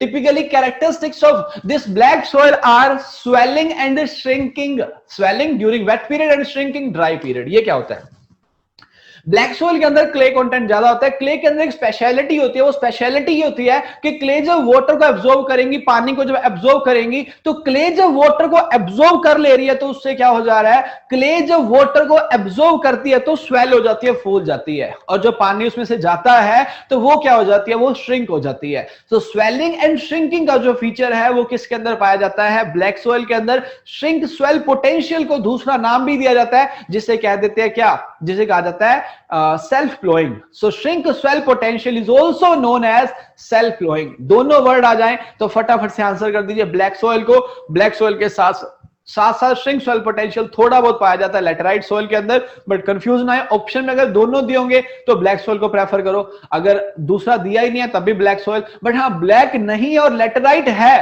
तब फिर लैटेराइट को आंसर करना पड़ेगा, बट मेजरली जो होता है ये ब्लैक सोइल के अंदर होता है। नेक्स्ट बोला गया self flowing is a characteristics of the black soil as it develop wide cracks when dried, colour deep black से लाइट ब्लैक होता है। क्रॉप यहां पे मेजरली तो कॉटन, फिर बोला गया Bengal gram, mustard, millets, pulses, oil seed etcetera आप ग्रो कर सकते हैं। इसमें कोई लोमी या सैंडी का स्कोप नहीं है। सबसे ज्यादा क्ले कंटेंट होता है, इसकी टेक्सचर कैसी होती है, क्लेई टेक्सचर होती है। आगे चलते हैं। नेक्स्ट आपकी पहले आई थी आपकी एलुवियल सॉइल, फिर आई थी रेड सॉइल, फिर आई थी ब्लैक सॉइल, अब आ गई लैटेराइट सॉइल। सच में बोलूं तो ये 4 सॉइल इंपॉर्टेंट है, और उसके बाद जो प्रोमेटिक सॉइल पढ़ाऊंगा उसमें से क्वेश्चन आते हैं। इसके बाद जो पढ़ेंगे लैटेराइट के, उसमें से क्वेश्चन आने के चांस बहुत कम बन जाते हैं, लेकिन ये अच्छे खासे क्वेश्चन पूछे जाते हैं। यहाँ जो 4 आपकी मेजर सॉइल है। लैटेराइट की बात करते हैं तो बोला गया laterite soil are formed due to the process of laterization, leaching of all cation having iron and aluminium oxide, है ना। अब देखो इसने क्या बोला, इसने बोला प्रोसेस ऑफ लेटराइजेशन, जहां पे आपने पढ़ा हुआ है कि सिलिका का रिमूवल हो जाता है, तो वो सिलिका का रिमूवल होना लेटराइजेशन होता है। उस प्रोसेस से जो सॉइल बन रही है वो कौन सी है, that is laterite soil. Laterite soil is maximum in hill and gigantic plains, है ना। बात करते हैं किसकी, लेटराइट की, तो मैंने आपको शुरू में कहा था जनरली तो आपको सदर्न इंडिया में दिखेगी ये AF17 ने क्वेश्चन पूछा था। Self flowing is characteristics like black soil, ये भी मैंने अभी आपको बताया कि जैसा कि ब्लैक सॉइल के अंदर श्रिंक सॉइल पोटेंशियल होता है, वैसे ही उसके जितना तो नहीं लेकिन थोड़ा कम, बट पाया इसके अंदर भी जाता है। Name from Latin word later which means brick, ये क्या हुआ सर, लेटर से बना है, इसका नाम क्या, लेटराइट सॉइल। लेटर का मतलब क्या होता है, ब्रिक होता है। ब्रिक तुम लोग जानते ही हो, ब्रिक जानते हो क्या, वो आइसक्रीम वाला ब्रिक जो गर्मियों में खाते हैं वो वाला नहीं, है ना। ये दूसरा जो ईंट या फिर ईंटा जिसे आप कहते हैं, वो वाले ब्रिक की बात कर रहा है कि जब इसके अंदर पानी आ गया तो बड़ी सॉफ्ट है, कोई टेंशन नहीं, और जब इसमें पानी चला गया इतनी हार्ड हो गया ना कि किसी से लड़ाई हो जाए तो भैया नहीं ऐसा करना नहीं, गलत काम, बस समझाने के लिए बोलता हूं मैं ऐसी बातें। सो ईंट जैसी हार्ड हो जाती है, ब्रिक जैसी हार्ड हो जाती है, इसीलिए इसे क्या बोलते हैं, लेटराइट सॉइल बोल देते हैं। पीएच इसका 5 से 6 होता है। बोला गया ये कहां पे होती है, seen in the high temperature and high rainfall. High temperature और हाई रेनफॉल वाले एरिया में पाई जाती है। याद रखना, जहां पे टेम्परेचर भी हाई होगा, रेनफॉल भी हाई होगी ना, वहां पे बैक्टीरिया की ग्रोथ बहुत होगी। अब इमेजिन करके देखो, उमस जैसा हो गया, बारिश भी आ गई है और बहुत ज्यादा ह्यूमिडिटी हो गई है, तो ये वो टेम्परेचर है, ये वो कंडीशन है जो बैक्टीरिया के लिए सुटेबल बेस्ट है। कहते हैं लो ऐसी कंडीशन है, अब हम ग्रो करेंगे। तो इस कंडीशन में मिट्टी के जो माइक्रोब्स होंगे ना, वो बहुत फास्ट, बहुत रैपिड डेवलपमेंट करेंगे। रिच है किसके अंदर, एल्यूमिनियम और आयरन के अंदर। Deficiency nitrogen, potash, phosphorus, lime and humus की हो जाती है। कलर इसका रेड है ड्यू टू आयरन ऑक्साइड। लेकिन मैंने शुरू में क्वेश्चन पूछा था, बताइएगा फिर आप, रेड्यूस के ऑक्सीडाइज्ड है ना, वो रेड सॉइल के लिए भी और इसके लिए भी। Acid loving crops, plantation crops and fruit, pineapple, avocado are more cultivated. इसके नाम पे मैं एक क्रॉप का एग्जांपल आपसे लूंगा जो प्रेफर करेगी एसिड सॉइल को। अब एसिड सॉइल के नाम पे अगर तुम राइस बोलोगे तो अब गलत आंसर दोगे, बिकॉज यहां पे बात चल रही है किसकी, आपके प्लांटेशन क्रॉप की। तो प्लांटेशन क्रॉप की या फिर आपका जो लेटराइट सॉइल के रेफरेंस में बोला जाओगे, थोड़ा समझ के आंसर दीजिए जो इस जगह पे फिट बैठ जाए। वैसे मुझे पता है 50% लोग तो आंसर जानते हैं कि प्लांटेशन के लिए आपकी लेटराइट सॉइल सुटेबल है, और यहां पे कह रहा है एसिड लविंग, तो एक प्लांटेशन ऐसी है जो एसिड लविंग सॉइल है। और अगर बातों कनेक्ट करते हैं तो भाई साहब यहां देखिए, है भी तो इसका पीएच एसिडिक, एसिडिक ही है, एसिडिक क्रॉप ग्रो होती है, उसको चाहिए भी एसिडिक। ये बोलिए कि मुझे पानी पीना भी था और वहां पानी पड़ा भी हुआ था, तो मेरे लिए फेवरेबल कंडीशन बन जाता है। तो कौन सी क्रॉप की बात मैं यहां पे मतलब कौन सी क्रॉप का नाम आपसे पूछना चाह रहा हूं जहां पे प्लांटेशन का जिक्र भी आ रहा है, एसिड लविंग का जिक्र भी आ रहा है और लेटराइट का जिक्र भी आ रहा है। एक फिट होता हुआ सूटेबल सा एग्जांपल दे दीजिए, एक ही बस। Sir rubber. रबर, ओके, कुछ और बोलना चाहेंगी, टी सॉरी जब भी है, रबर भी है, प्लांटेशन तो ऑफ कोर्स आप ठीक बोल रही है ना, कोई दिक्कत नहीं है। इन्होंने दोनों ही बोल दिए, मैं टी या रबर ही सुनना चाह रहा था। टी भी अपने आप में क्या होती है, वो एसिड लविंग ही है, रबर वाले केस में भी सेम होता है, दोनों ही प्लांटेशन है, लेटराइट के अंदर अच्छी खासी ग्रो भी की जाती है। चलो आगे बढ़ते हैं। बोला गया tea, rubber, pepper, spices are cultivated, यहाँ पे होती है। नेक्स्ट चलते हैं पीटी और मार्शी सॉइल, फटाफट से पढ़ देता हूं। पीटी मार्शी से क्वेश्चन बहुत रेयर चांसेस है। PT soil found in Kerala, इसको कारी भी वहां पे कहा जाता है, कारी या करी कहा जाता है। These are marshy soil and are result of water logging. Marshy और बनी कैसे हैं, वाटर लॉगिंग से and anaerobic condition. Anaerobic condition से क्या होगा, which leads to partial decomposition of organic matter। Organic matter का प्रॉपरली डिकम्पोजिशन नहीं हो पाएगा। These soil are characterized by the rich humus and organic matter, because partial decomposition तो हो रहा है ना, तो ह्यूमस भी ज्यादा होगा और ऑर्गेनिक मैटर तो अच्छा खासा होता ही है। Area of heavy rainfall and high humidity, यहां पे भी जैसे पहले आपने पढ़ा लेटराइट सॉइल के अंदर की हाई रेनफॉल और हाई ह्यूमिडिटी है, यहां भी कहता है heavy rainfall and high humidity है।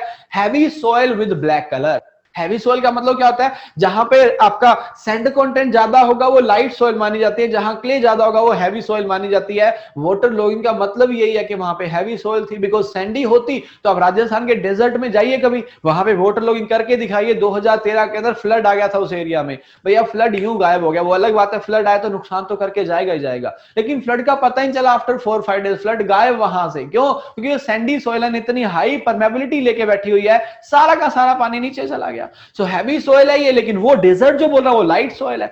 These are generally submerged during the rainy season and utilised for cultivation of rice, जहां पे लंबे टाइम के लिए वाटर लॉगिंग नहीं है, लेकिन ये कहता ड्यूरिंग रेनी सीजन। तो अगर उसी टाइम के लिए सबमर्ज्ड है तो राइस कल्टीवेशन कर सकते हैं वहां पे, बिकॉज जहां पे ये होती है तो वहां पे ऐसा किया जा सकता है।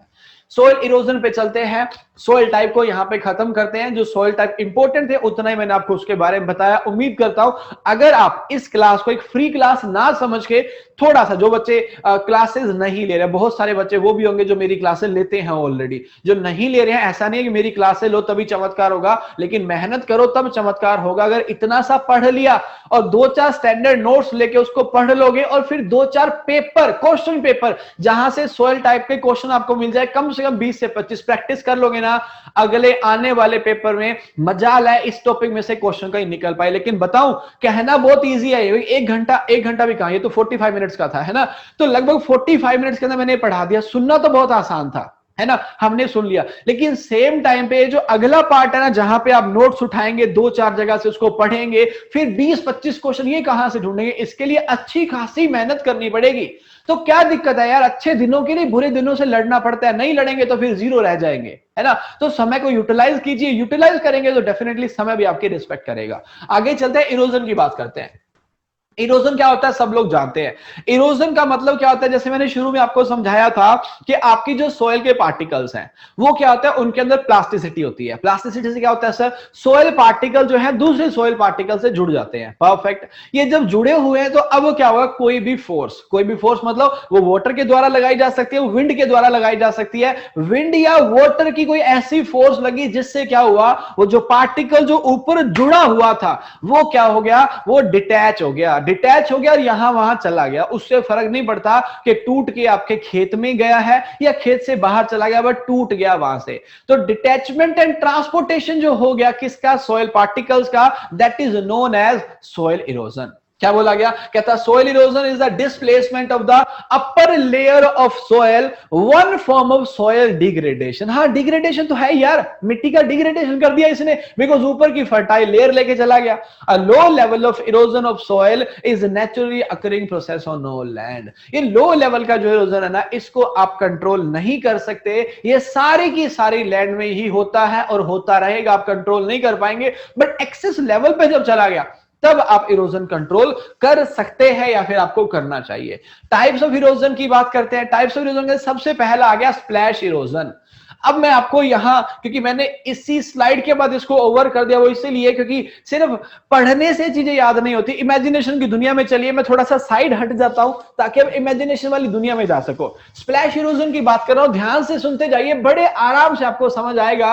एक काम करिए, मिट्टी देखना शुरू कीजिए। मिट्टी आपको दिख रही है, उसके ऊपर पानी की ड्रॉपलेट डालिए, बारिश वाली पानी की बूंदें गिर रही है। ज्यादा पानी नहीं लेके आना, ज्यादा पानी आएगा फिर तो नालियां वालियां बन जाएंगे ना, थोड़ा थोड़ा पानी लेके आइए। बड़ा सारा क्लोड है, उसके ऊपर आगे एकदम से बूंद गिरी पानी की, क्या जो पार्टिकल्स जुड़े हुए हैं एकदम से स्कैटर होके यहां वहां बिखर जाएंगे? बिखरते हुए दिख रहे हैं आपको, अगर इमेजिनेशन पावर स्ट्रॉन्ग है तो देख पा रहे हैं। ये जो आप देख पा रहे हैं सर, कौन सा इरोजन हो रहा है, ये आपका स्प्लैश इरोजन हो रहा है। स्प्लैश ने क्या कर दिया, स्प्लैश इरोजन की बात करेंगे तो स्प्लैश इरोजन ने जो आपके ड्रॉपलेट थे रेनफॉल के, वो आए हैं और उसके आने से क्या हो गया, जो आपका सोइल पार्टिकल है वो यहां वहां स्कैटर हो गया। ये जो स्कैटर हो गया है इसे क्या बोल देते हैं, आपका स्प्लैश इरोजन। जैसा कि आप सामने देख पा रहे हैं इस इमेज के अंदर, वो देखो है ना, डिटैचमेंट क्या दिया, ट्रांसपोर्टेशन, फिर क्या था, वहां जाके डिपॉजिट हो गया। तो ये अपने आप में क्या हो जाएगा, काइंड ऑफ ये आपका स्प्लैश इरोजन। हालांकि नीचे रिल और गली की बात की है, उस पर मत जाइएगा, बस एक बार के लिए इतना समझिए कि रेन ड्रॉप आया, उसे यहां वहां स्कैटर कर दिया, ये क्या हो गया, स्प्लैश इरोजन। ठीक है। अब क्या हुआ, अब एक काम करिए, इमेजिनेशन के अंदर आपने बारिश तो करवाई थी, अब बारिश को थोड़ा सा ज्यादा करवाइए, उतना सा करवा दीजिए कि अब क्या हो, पानी जो है आपके खेत से बाहर जाना शुरू कर दे, क्योंकि थोड़ा सा आएगा उतना तो अब्जॉर्व कर लेगी। अब पानी जब आपके खेत से बहना शुरू हो गया, बाहर की साइड जाना शुरू हो गया है, तो आपका ब्रेन आपके माइंड में कुछ ऐसी इमेज बना रहा है। कैसी? ऐसी सी इमेज आपके माइंड में बन रही है, बिल्कुल आप समझदार लोग हैं। ऐसी जो इमेज आप बना रहे हैं, ये फिंगर लाइक स्ट्रक्चर आपको दिख रही है ना, है तो फिंगर जैसी, मतलब उंगली जितनी तो नाली बनी हुई है, तो फिंगर लाइक जो स्ट्रक्चर आपको दिख रही है, इसे हम बोल देते हैं rill erosion. Exactly same question पूछा था AFO 2020 ने, finger minute finger like structures are formed if not taken care. Because ध्यान रखोगे तो पानी को निकाल लो साइडों से, बट आपने ध्यान नहीं दिया, फिंगर लाइक स्ट्रक्चर बना देगा, उसे क्या बोलते हैं? It is known as rill erosion. आगे चलते हैं, रिल क्या है? आगे आ गया रिल का गली। तो एक काम करो, तुम बारिश तो करवा ही रहे थे, थोड़ी सी बारिश और ज्यादा करवा दो। अब थोड़ी सी ज्यादा नहीं, काफी ज्यादा करवानी पड़ेगी, बिकॉज खेत से बाहर भी जब पानी निकलेगा तो अच्छी खासी बारिश हो रही है। लेकिन अब आपने क्या कर दिया, अब आपने बारिश और ज्यादा करवा दी है, तो क्या करेगा वो? बहुत सारी मिट्टी को ले जाएगा, बहुत सारी डेप्थ को आप सामने देख पा रहे हैं, कुछ इस तरह से लेके चला जाएगा। और ये अब जो लेके चला गया, ये जो आप यहाँ पे देख रहे हैं, ये जो आपके फील्ड के अंदर बन गया, सर ये गली बन गई है, इरोजन को हम क्या बोल देंगे? गली इरोजन बोल देंगे। उसके बाद क्या बोला गया? उसके बाद गली के बाद यहां पे लिखा गया रिवाइन इरोजन। रिवाइन जो होता है ना, देखो आप ध्यान से अगर सुन रहे हो मेरी बातों को, तो रिल छोटा था, गली उससे बड़ा था, रिवाइन भयंकर रूप हो जाता है, रिवाइन उससे भी बड़ा है, रिवाइन काफी बड़े बड़े होते हैं। अगर आपने पढ़ा होगा, रिसेंटली चर्चा में चल रहा था, क्योंकि फेमस एरिया है। क्या आपने चंबल का नाम सुना है? हाँ, कभी डाकू के नाम से फेमस हुआ करता था, लेकिन अभी पिछले साल की बात है, कोरोना से पहले की, लॉकडाउन से पहले की बात है, गवर्नमेंट ने बोला कि चंबल की लैंड को हम कल्टीवेटेड लैंड के अंदर बदलेंगे। लेकिन चंबल लैंड नहीं लिखा गया था, वहां पे चंबल रिवाइन लिखा गया था कि चंबल रिवाइन को हम कल्टीवेटेड लैंड में कन्वर्ट करेंगे। तो यही वाली रिवाइन की बात कर रहा था, है ना। अब मैं एक छोटी सी बात आपको और बता दूंगा। क्या बता दूंगा? पिछली बार क्या हुआ, आरआरबी एसओ ने क्वेश्चन पूछा था कैडेस्ट्रल मैप। कैडेस्ट्रल मैप में जो क्वेश्चन, मतलब कैडेस्ट्रल मैप क्या होते हैं? बाउंड्री को बताते हैं। जनरली एग्रीकल्चर में बच्चा नहीं पढ़ता, हाँ सर्वेइंग वाले पार्ट में, इंजीनियरिंग वाले पार्ट में पढ़ लेते होंगे, लेकिन वो भी जिसने डेप्थ में पढ़ा होगा तो अलग बात है, वरना कैडेस्ट्रल मैप पे ध्यान नहीं दिया जाता। लेकिन जब क्वेश्चन है, फिर लोगों को पता चला कि पंचायती राज और वो सब चर्चा में चल रहा था, उस चक्कर में कैडेस्ट्रल जो वर्ड था वो काफी दिनों से अखबारों में चल रहा था, है ना। तो कुछ ऐसा ही है, ये क्वेश्चन जब पूछा जाता है ना, ये वही टाइम है जब चंबल रिवाइन का काफी डिस्कशन चल रहा था, बट बच्चे है कि मानते ही नहीं है। बच्चों को लगता है कि भैया किसी कोचिंग के या नीमराज सुंडा, अरुण कातन उठा लेंगे ना, उसी से सिलेक्शन हो जाएगा। उनके अंदर जो लिखा हुआ है, एक तो अपडेट नहीं हो रहा, और हो भी रहा है तो कितना क्या पढ़ना है ये समझने के लिए आपको बहुत अच्छे से अंडरस्टैंडिंग लानी पड़ेगी। तो उस टाइम पे चर्चा में चल रही थी चंबल रिवाइन, और आइए बेटा उसने क्वेश्चन पूछ लिया, कहां से? रिल से। तो बात हुई, अगर रिवाइन हम पढ़ रहे होते तो हमें अच्छे से पता होता कि आपका जो रिल है और जो गली है और जो रिवाइन इरोजन है ये क्या होता है। मैं एक काम करता हूं, अब आपको रिवाइन तो मैंने समझा ही दिया, रिवाइन क्या हो गया आपका? जो गली से बड़ा है। तो मैं एक काम करता हूं, गूगल पे सर्च करता हूं चंबल रिवाइन, मैंने ऑलरेडी कर लिया है, आप सामने देख सकते हैं। सर वो देखो ऊपर मैंने चंबल रिवाइन लिखा हुआ है। सर आप आइए जरा यहां देख के समझ लीजिए, बोलिए गली से बड़ा है कि नहीं है, और है इरोजन का टाइप के नहीं है। अब अगर अखबार पढ़ी होती तो हमें पता चलता ना कि रिवाइन चर्चा में चल रहे हैं आजकल, और रिवाइन चल रहे हैं तो मुझे रिल पढ़ लेना चाहिए। हालांकि क्वेश्चन आसान था, बच्चों ने आंसर भी कर लिया होगा, लेकिन स्टिल अखबार आपको बताता है क्या कितना पढ़ना है। चलिए रिवाइन इरोजन आप समझ गए, अब आगे चलते हैं। बड़ा ही अच्छे से प्लेस पे आपको लेके चलूंगा। क्यों लेके चलूंगा? बिकॉज वैली इरोजन की बात कर रहे हैं। वैली इरोजन आपने पढ़ा हो या ना पढ़ा हो, लेकिन वैली वर्ड आपने पढ़ा हुआ है डेफिनेटली। वैली ना बड़ा ब्यूटीफुल सा लैंड फॉर्म होता है। अगर मैं गूगल पे जाके वैली इरोजन सर्च करूंगा तो फिर तो इरोजन वर्ड मैंने साथ में लगा दिया तो उतनी अच्छी फोटो नहीं दिखाएगा।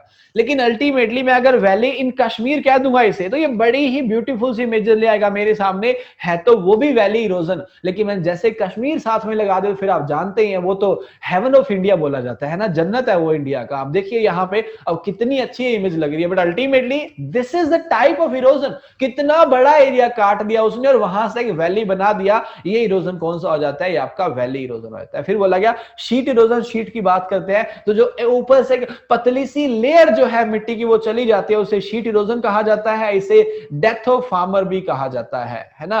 फार्मर्स, इसने यहां पे लिखा गया occurs frequently during cloud burst, है ना।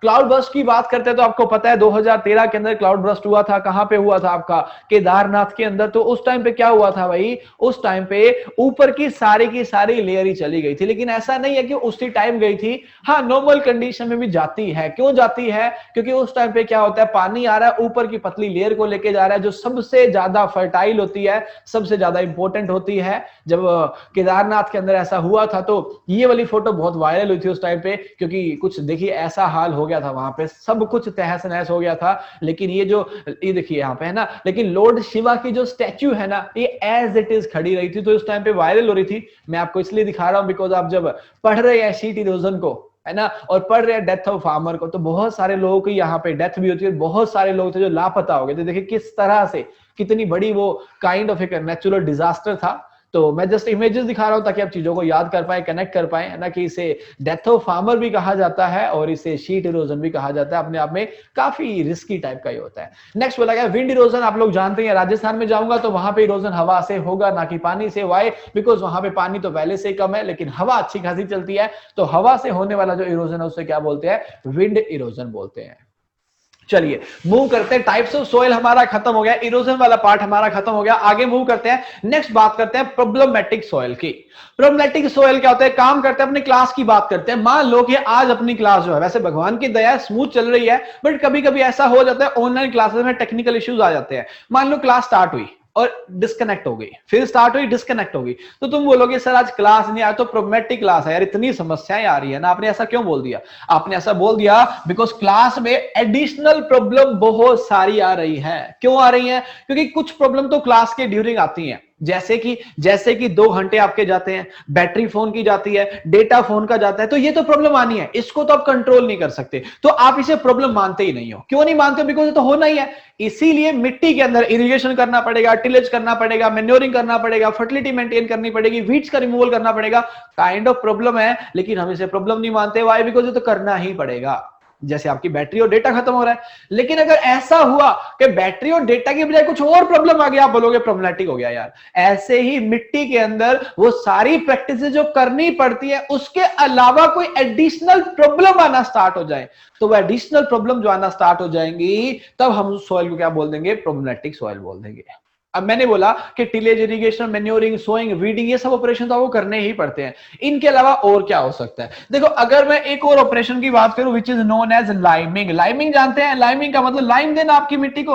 अगर आप अपनी मिट्टी को लाइम दे रहे हैं, क्यों देते हैं? बिकॉज लाइम के अंदर क्या होता है? लाइम के अंदर कैल्शियम होता है। कैल्शियम क्या करता है? पीएच को इंक्रीज करता है। इंक्रीज क्यों करवा रहे हो? बिकॉज अगर आपकी सॉइल एसिडिक हो गई, उसका पीएच कम हो गया, तो आप उसे बढ़ाओगे, और बढ़ाओगे तो कैल्शियम डालोगे, कैल्शियम डालना है तो लाइमिंग डालोगे। इसीलिए एसिडिक सॉइल के रेक्लामेशन के लिए क्या डालते हैं? उसके अंदर लाइम को डाला जाता है। बट क्या एसिडिक होना एक एक्स्ट्रा प्रॉब्लम है? हाँ, ऑलरेडी है। किसान के पास तो इतनी सारी मुसीबतें थी, एक और पड़ गई, तो एसिडिक हो गया, तो मतलब प्रॉब्लमेटिक हो गई है। चलो आगे बढ़ते हैं। अगर क्या हुआ, आपकी मिट्टी के अंदर हार्ड पैन बनना स्टार्ट हो गया। आप जानते हैं ना, है ना, हार्ड पैन की जब बात करते हैं तो हार्ड पैन वाले केस में क्या होता है? जो नीचे की लेयर है वो बहुत कठोर हो जाती है, बहुत हार्ड हो जाती है। रूट जो है प्लांट्स के वो पेनेट्रेट नहीं कर पाती हैं। हाँ, प्लांट की रूट जो है वो पेनेट्रेट नहीं कर पाती है। रूट से पेनेट्रेट नहीं कर पाएंगी तो उससे क्या होगा? डेवलपमेंट नहीं हो पाएगा प्लांट्स का। लेकिन रीजन क्या है? Hard pan. अगर आपकी या किसी और की सोइल या मेरी सोइल के अंदर, चलो किसी की भी ना बने, बट ऐसे एग्जांपल कि जहां पे हार्ड पैन बनना स्टार्ट हो गया, रूट का डेवलपमेंट फिर से रुक जाएगा, मतलब अगेन एक एडिशनल प्रॉब्लम बन जाएगा। क्या और प्रॉब्लम हो सकती है? हाँ, आप शुरू में सोइल टेक्सचर को पढ़ के आए हो, जहां पे आप क्या बोल रहे थे कि ज्यादा सैंड का होना मतलब सोइल का सैंडी हो जाना, ज्यादा क्ले का होना मतलब सोइल का क्लेई हो जाना। तो भैया क्लेई हो रहा है या सैंडी हो रहा है, इससे क्या होगा? मिट्टी की परमेबिलिटी सैंड ज्यादा होने से ज्यादा हो जाएगी, और सैंड कम होने से या फिर क्ले ज्यादा होने से, सैंड ज्यादा होने से परमेबिलिटी हाई होगी, क्ले के ज्यादा होने से परमेबिलिटी लो हो जाएगी। तो सैंड ज्यादा या क्ले ज्यादा लेकिन परमेबिलिटी कम या ज्यादा होगी, वो अगेन एक प्रॉब्लम बन जाएगी। तो यही प्रॉब्लमेटिक सॉइल होगी। अब पीएच पे आ जाता हूं, मेन पॉइंट पे जो आपको पढ़ाने वाला हूं। पहले तो मैंने एसिडिक की बात की, पीएच कम किया, अब पीएच बढ़ाने की जब बात कर लेंगे तो अगर मिट्टी का पीएच 7 से बढ़ने लग गया, बढ़ने के कारण क्या हो सकता है, पीएच जो है वो 7 से 8.5 हो सकता है या 8.5 से ऊपर भी हो सकता है। जब पीएच आपका 7 से 8.5 होता है तो इन सोइल को सलाइन बोलते हैं, और जब पीएच आपका 8.5 से ज्यादा हो जाता है, 7 से 8.5 तक सलाइन है और 8.5 से ऊपर हो गया तो वो क्या हो जाती है, वो आपकी एल्केलाइन सोइल हो जाती है। ठीक बात है, ओके। आगे चलता हूं, एक बार शुरू करता हूं, फिर देखते हैं। सैलाइन एल्केलाइन को पढ़ाएंगे। प्रोमेटिक सोइल के लिए कहा गया acidic soil, alkaline soil, soil crusting, hard pan are some of the major problem of soil. ये क्या है, आपकी मिट्टी की मेजर प्रॉब्लम है, ये क्या है, उसकी मुख्य समस्याएं हैं। क्यों मुख्य समस्याएं हैं भाई, देखो यार सीधी सी बात है ना, अब मिट्टी के अंदर हार्ड पैन बन रहा है, अगर एसिडिक हो जा रही है, एल्केलाइन हो जा रही है, क्रस्टिंग, क्रस्ट का मतलब ऊपर की जो परत है, जो पपड़ी है वो बन जाती है उसके ऊपर, ये तो मुख्य समस्याएं हैं। और जिनके अंदर ये वाली होगी वो सोइल क्या बन गई, आपकी प्रोमेटिक सोइल बन गई।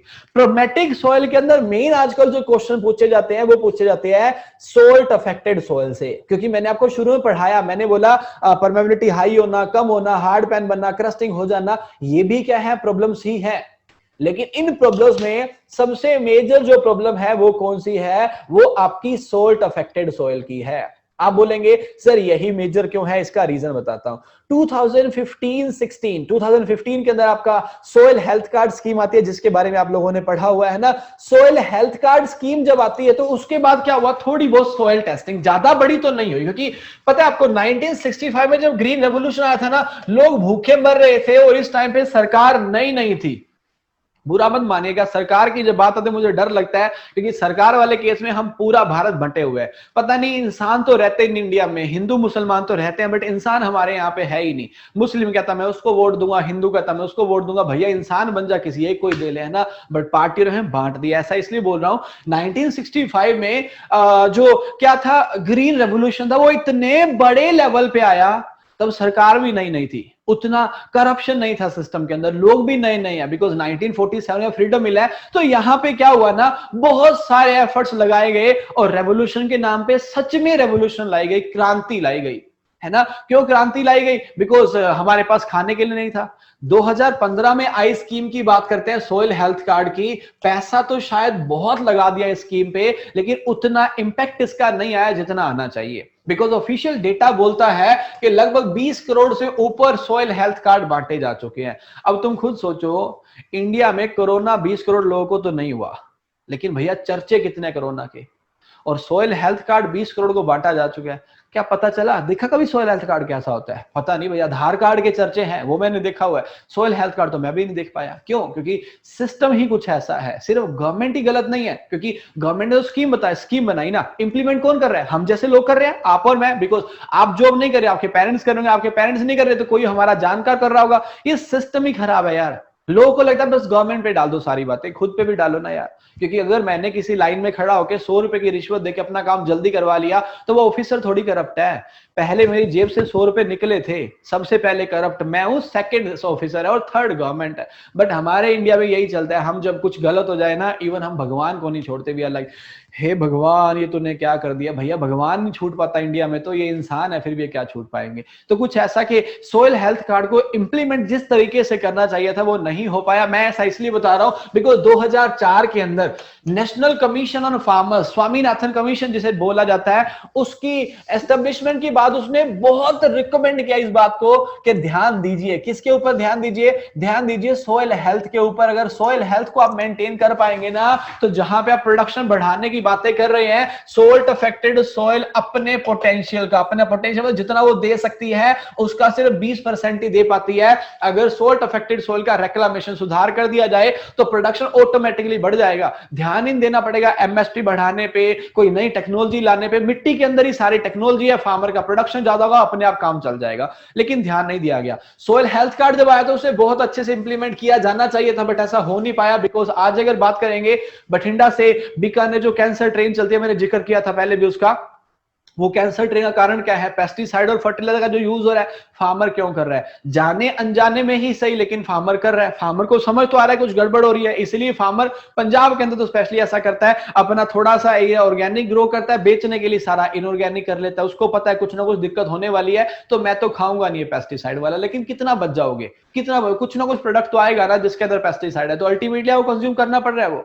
तो सरकार चाहे तो इसको बहुत बड़े लेवल पे लेके गवर्नमेंट फार्मर्स को अवेयर कर सकती है, लेकिन हमारा इंप्लीमेंटेशन अच्छा सा नहीं हो पाया, तो इसीलिए वो उतना ज्यादा रिजल्ट तो नहीं दे पाया। लेकिन 2015 के बाद जब सोइल हेल्थ कार्ड आया, तो सोल्ट अफेक्टेड सोइल का बहुत जिक्र रहा आने वाले साल के पेपर्स के अंदर। क्यों? क्योंकि उस टाइम पे सोइल हेल्थ कार्ड ने बहुत हाईलाइट कर दिया, CSSRI central soil salinity research institute Karnal Haryana ने बहुत हाईलाइट कर दिया। उसने तो सीधा सीधा बोल दिया कि जितना प्रोडक्शन दे सकती है उसका 20% ही दे रही है। हाँ, ये 2016 के अंदर बोला CSSRI ने। तो जैसे ये बात बोली, बहुत चर्चा में आया, और 2016 से 2020 तक जो क्वेश्चन पूछे गए इस टॉपिक से, हर साल एक क्वेश्चन, हर साल 2 क्वेश्चन पूछे जा रहे हैं, इवन अभी पूछे जा रहे हैं। तो इसको समझना बहुत इंपॉर्टेंट है।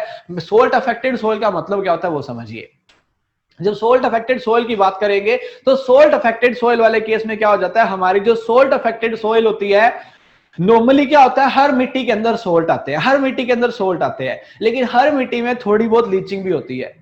वो जो थोड़े बहुत सोल्ट हर मिट्टी के अंदर आते हैं, उससे क्या होता है, थोड़ी बहुत लीचिंग है वो हर सोइल के अंदर ही होती है। तो फिर क्या करें सर? कुछ ऐसा कि वो जो लीचिंग हो रही है वो थोड़े बहुत सोल्ट को लेके चली जाती है। लेकिन एक ऐसा एरिया जहां पे लीचिंग नहीं हो पा रही है, सोल्ट डे बाय डे इकट्ठे होते जा रहे हैं, कोई बात नहीं, इकट्ठे हो रहे तब भी दिक्कत नहीं है, लेकिन बहुत ज्यादा जब एक्सेस हो जाता है, तब आपकी सोइल के अंदर बहुत ज्यादा क्या आ जाते हैं, जो आपके सोल्ट है वो एक्यूमुलेट हो जाते हैं, और एक टाइम के बाद आपकी जो सोइल है वो क्या बन जाती है, सोल्ट अफेक्टेड सोइल बन जाती है।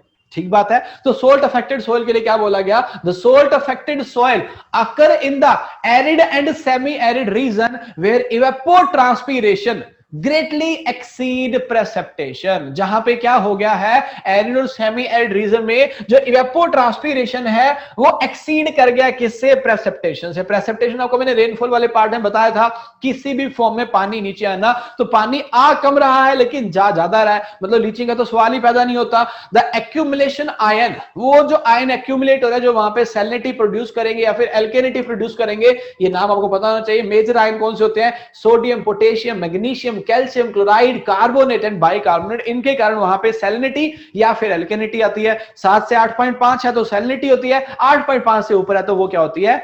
एल्केनिटी। शायद मैंने गलत बोल दिया, 7 से 8.5 है तो सैलिनिटी, और 8.5 से ऊपर है तो एल्केनिटी हो जाती है। नेक्स्ट बोला गया, the salt affected soil can be primarily classified as saline soil and sodic soil. Sodic soil मतलब वहां पे इनको अब एल्केलाइन सोइल भी बोल सकते हो, एल्केलाइन सोइल या सोडिक सोइल दोनों सेम नाम है। तो सैलाइन सोइल या एल्केलाइन सोइल, या फिर एल्केलाइन की जगह पे इसने क्या बोल दिया? सोडिक सोइल बोल दिया। सैलाइन सोइल की बात करते हैं। सैलाइन सोइल को ऑब्लिक लगा के लिखा गया व्हाइट एल्काइली सोइल। जब व्हाइट एल्काइली सोइल की बात करेंगे, इसे व्हाइट एल्काइली क्यों बोलते हैं? बिकॉज जब सैलाइन सोइल की बात करेंगे ना, सैलाइन सोइल जो है वो क्या हो जाती है, ऊपर से व्हाइट हो जाती है, लीच आउट होके जो सोल्ट है वो बाहर आ जाते हैं। तो लीच आउट होके सोल्ट यहां पे बाहर आ जाते हैं, इसीलिए जब बात करते हैं किसकी, आपके सैलाइन सोइल की, तो इसे व्हाइट एल्काइली सोइल भी कह दिया जाता है। बिकॉज आपको दिख रहा है व्हाइट व्हाइट है, लेकिन सर एल्काइली क्यों बोल रहे हो? एल्काइली तो आपने बताया 8.5 से ऊपर होती है ना, मैंने एल्केलिन बोला। एल्केलाइन या एल्केलिन और एल्काइली अलग अलग हो गया, तो इसे व्हाइट एल्काइली या सैलाइन बोला जाता है। कॉमन है ये कहां पे? एरिड और सेमी एरिड रीजन में, जहां पे रेनफॉल 55 सेंटीमीटर से कम हो रही है। पहले इन सोइल को क्या बोला जाता था? व्हाइट एल्काइली सोइल बोला जाता था। Why? Because of surface crust of white salt, है ना, कि इसकी सरफेस के ऊपर व्हाइट कलर के सोल्ट आ जाते हैं, सैलाइन सोइल। रेक्लामेशन कैसे करेंगे भाई? सीधा सीधा है, वहां पे रेक्लामेशन क्या कीजिए? फ्लडिंग कर दीजिए, लीचिंग करवा दीजिए। फ्लडिंग का मतलब पानी भर दो, वहां पे मेड़े बना दो। मेड़े मतलब यार ये देखो जैसे बॉक्स बना हुआ है, ऐसे आपने क्या कर दिया, वहां पे मेड़ बना दी, पानी को अंदर भर दिया, अब पानी नीचे जाएगा ही जाएगा। और पानी जब जाएगा तो लीचिंग होगी तो साथ में सोल्ट को लेके चला जाएगा। तो फ्लडिंग या leaching of soluble salt by good irrigation water. Sir ये गुड वाटर कौन सा होता है? गुड वाटर वो जो खारा पानी ना हो पा चले, तुम सोल्ट को रिमूव करने के लिए सोल्टी वाटर डाल रहे हो, फिर तो भैया गरीबी में आटा गीला कर दिया तुमने कि सोल्ट वो नीचे लेके जाएगा, अपने वाले सोल्ट छोड़ जाएगा, बात तो वहीं पे आ गई। तो पानी क्वालिटी अच्छी होनी चाहिए। Removal of excess salt to a desired level in the root zone. क्या करना? रूट जोन से जो सोल्ट है उनको रिमूव कर देना। आप ऑर्गेनिक मैटर या फिर FYM भी यूज कर सकते हैं सैलाइन सॉइल के लिए। आप ऑर्गेनिक मैटर या FYM की बात करेंगे तो इससे सैलाइन किसी भी प्रकार की समस्या हो, लगभग 99% प्रॉब्लम्स ऐसी हैं जो ऑर्गेनिक मैटर से FYM से क्या होती है, सोल्व हो जाती हैं। ऐसा क्यों होता है? क्योंकि FYM डालने से मिट्टी का नेचुरल एनवायरनमेंट मेंटेन होता है, उसके अंदर माइक्रोब्स की पॉपुलेशन जो है बढ़ जाती है, माइक्रोब्स की ग्रोथ बढ़ जाती है। अब मिट्टी नेचुरल सिस्टम की तरफ जा रही है और माइक्रोब्स बढ़ रहे हैं तो अल्टीमेटली हर समस्या का समाधान वो अपने आप ही कर लेगी। Why? Because soil is a natural body. जैसे हम नेचुरल है ना, हमारी बॉडी के अंदर बहुत कुछ चल रहा है इस टाइम पे, ऐसे ही मिट्टी के अंदर भी चलता है, लेकिन आज इस टाइम पे नहीं चल रहा क्योंकि हमने यूरिया, DAP और पेस्टिसाइड डाल के इतना पोल्यूट कर दिया है कि उसका नेचुरल सिस्टम वो खत्म हो गया है। होता है ऐसा कि नहीं होता? आप देखिए ना, बहुत सारे लोग हैं जो एक्सेस ड्रिंक करते हैं, स्मोकिंग करते हैं, गंदा मंदा खाते रहेंगे तो अल्टीमेटली आप कुछ नेचुरल सिस्टम खत्म करते जा रहे हो ना। स्मोकिंग कर रहे, धुआं अंदर भर रहे हो, अल्टीमेटली नुकसान करेगा। ड्रिंक कर ले रहे, आप देखिए हर दिन अखबार में आता है ना कि भाई यूपी में, राजस्थान में वो जो सस्ती दारू उसको पीने से लोग मर गए। क्यों पी रहे हो भैया? मौत हो रही है, लोग फिर उसे पी रहे हैं, ठेके खुलते हैं, लाइन लग जाती है। इधर से बहुत सारे NGO वर्क कर रहे थे कोरोना काल में, लोगों के पास रोटी नहीं है, भाई साहब खाना पहुंचाइए उनके पास। इधर से वाइन शॉप पे जाओ तो लाइन के अंदर अमीर दिखता ही नहीं है, सारे गरीब ही लाइन के अंदर लगे हुए हैं। एक्चुअली गरीब लाइन में नहीं लगे हुए, वो लाइन में लगे हुए हैं इसीलिए वो गरीब है। ना लगते लाइन में तो शायद वो भी अमीर बन जाते, लेकिन वो हर बार लाइन में खड़े हुए इसीलिए गरीब रह गए वो, है ना। तो हमने जैसे उस नेचुरल सिस्टम खत्म किया, ऐसे ही आज इस टाइम पे हमने हमारी सॉइल का नेचुरल सिस्टम खत्म कर दिया है। रेक्लामेशन की बात कर ली, सैलाइन सॉइल की। सैलाइन सॉइल के लिए बोला गया the relative soil tolerance of different crops given in the table. भैया सामने लिखा गया है, इस डेटा से AFO 18 ने, AICL agriculture insurance company limited 18 ने, नाबार्ड 19 ने क्वेश्चन पूछा है। ये मैं पढ़ूंगा नहीं बिकॉज ये पढ़ने वाले काम अपने से होते नहीं है, ये याद करने वाले काम है, इसको आप कीजिए, आगे मैं समझा देता हूं। सैलाइन सॉइल की बात कर रहे थे। सेकेंड आपकी सोइल आ गई एल्केलाइन। सैलाइन में क्या बोला था वहां पे? सैलाइन के अंदर उसने कहा था कि सैलाइन 7 से 8 पॉइंट वाले पीएच एरिया में होती है। 55 सेंटीमीटर से रेनफॉल क्या होती है, कम होती है। प्लस एक चीज और समझा देता हूं, फिर एक रह जाएगी वो आगे आके समझाऊंगा। सैलाइन सोइल की जब बात करते हैं, सैलाइन सोइल के अंदर सोल्यूबल सोल्ट ज्यादा होते हैं। क्या ज्यादा होते हैं? सोल्यूबल सोल्ट ज्यादा होते हैं। और जिस सोइल के अंदर सोल्यूबल सोल्ट ज्यादा हो जाएंगे उसका EC बढ़ता जाता है। इसीलिए जो आपका EC है सैलाइन सोइल का वो कितना होता है? More than 4। EC कितना होता है? More than 4। जबकि एल्केलाइन का कितना होता है? Less than 4। कितना? Less than 4। तो बोला गया डोमिनेंट है कहां पे? मीन एनुअल रेनफॉल में। वो 55 सेंटीमीटर से कम पे था, ये कहां पे? 55 से 90 centimetre and relatively low lying area with insufficient drainage. Low line समझते हैं, वो पहाड़ है, पहाड़ के नीचे जो एरिया वो लो लाइंग हो गया, या फिर सी लेवल के नियर बाय वो लो लाइंग हो गया। तो वहां पे ड्रेनेज नहीं होता, पानी वहां खड़ा रहता है। तो पानी खड़ा रहेगा, ड्रेन नहीं हो रहा, फिर से इकट्ठे करेगा सोल्ट को। एल्काइली और sodic soil is defined as soil having a conductivity of saturation extract less than 4 decisiemens per metre. ज्यादा चक्करों के अंदर मत पड़ो यार, कंडक्टिविटी, सैचुरेशन एक्सट्रैक्टर, डेसीसाइमन, सीधी सी बात। सैलाइन का EC 4 से ऊपर, एल्केलाइन का EC 4 से नीचे। सीधी सी बात है ना, स्प्राइट पी के आइए, सीधी बात, नो बकवास। क्यों इतना कुछ पढ़ेंगे तो लगेगा टॉपिक बहुत कॉम्प्लिकेटेड है। उसे सीधी सी चीजों में समझिए जो पेपर आपसे पूछना चाहता है। पेपर इतना सा बोलेगा, भैया बताओ एल्केलाइन का EC कितना होता है जी? Less than 4। सैलाइन का EC कितना होता है? More than 4। कहानी खत्म हुई, क्यों इस चक्रों में पड़े। आगे चलते हैं। बोला गया जिप्सम जो है आपका used for reclamation of sodic soil और एल्केलाइन सॉइल। लाइन 1। और देखिए क्वेश्चन 2 बार पूछा गया है, 15 के अंदर भी और 21 के अंदर भी। कहता जिप्सम जो है वो यूज किया जाता है किसके लिए? आपका रेक्लामेशन के लिए, सोडिक सॉइल और आपकी alkali soil. Iron pyrite can be used for amendments of alkali soil. Green manuring should be adopted. Organic manure की बात आ गई, FIM डालो, ग्रीन मैन्योर डालो, अल्टीमेटली ऑर्गेनिक मैटर है, वो मैंने पहले कह दिया, हर जगह काम आ जाएगा। Cultivation of salt tolerant crops.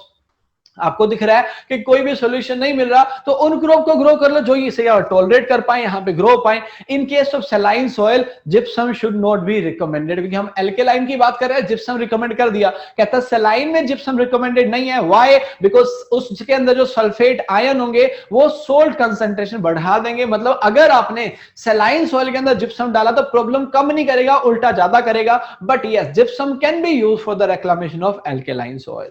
Saline alkaline आप समझ पाए होंगे। अगली जो कैटेगरी है वो है सलाइन एल्काइली या फिर सलाइन सोडिक सॉइल। मैंने शुरू में कहा था एल्केलाइन बोल दो या सोडिक बोल दो वो सेम है। अब व्हाइट एल्काइली के चक्कर में मत जाना, बिकॉज सलाइन को व्हाइट एल्काइली बोलते हैं लेकिन सोडिक को एल्काइली या एल्केलाइन भी कह देते हैं। तो इसने बोला सलाइन एल्काइली या फिर सलाइन सोडिक सॉइल। इसमें क्या होता है, जब दो सॉइल पढ़ के आए हो सलाइन और एल्केलाइन सॉइल, इसके अंदर दोनों के कैरेक्टर मिक्स हो जाते हैं, है ना। तो इसलिए इसका नाम भी मिक्स कर दिया सलाइन एल्काइली। सलाइन एल्काइली या sodic soil is defined as soil having a conductivity. अब देखो फिर से कंडक्टिविटी गोली मारो भैया, ईसी जो होता है वो कितना होता है, मोर देन 4 होता है। और इसके अंदर जो ईएसपी होता है, एक्सचेंजेबल सोडियम परसेंटेज, मैं आगे टेबल में आके डेटा दे दूंगा आपको, आप आसानी से समझ जाएंगे, वो कितना होता है, मोर देन 15 हो गया।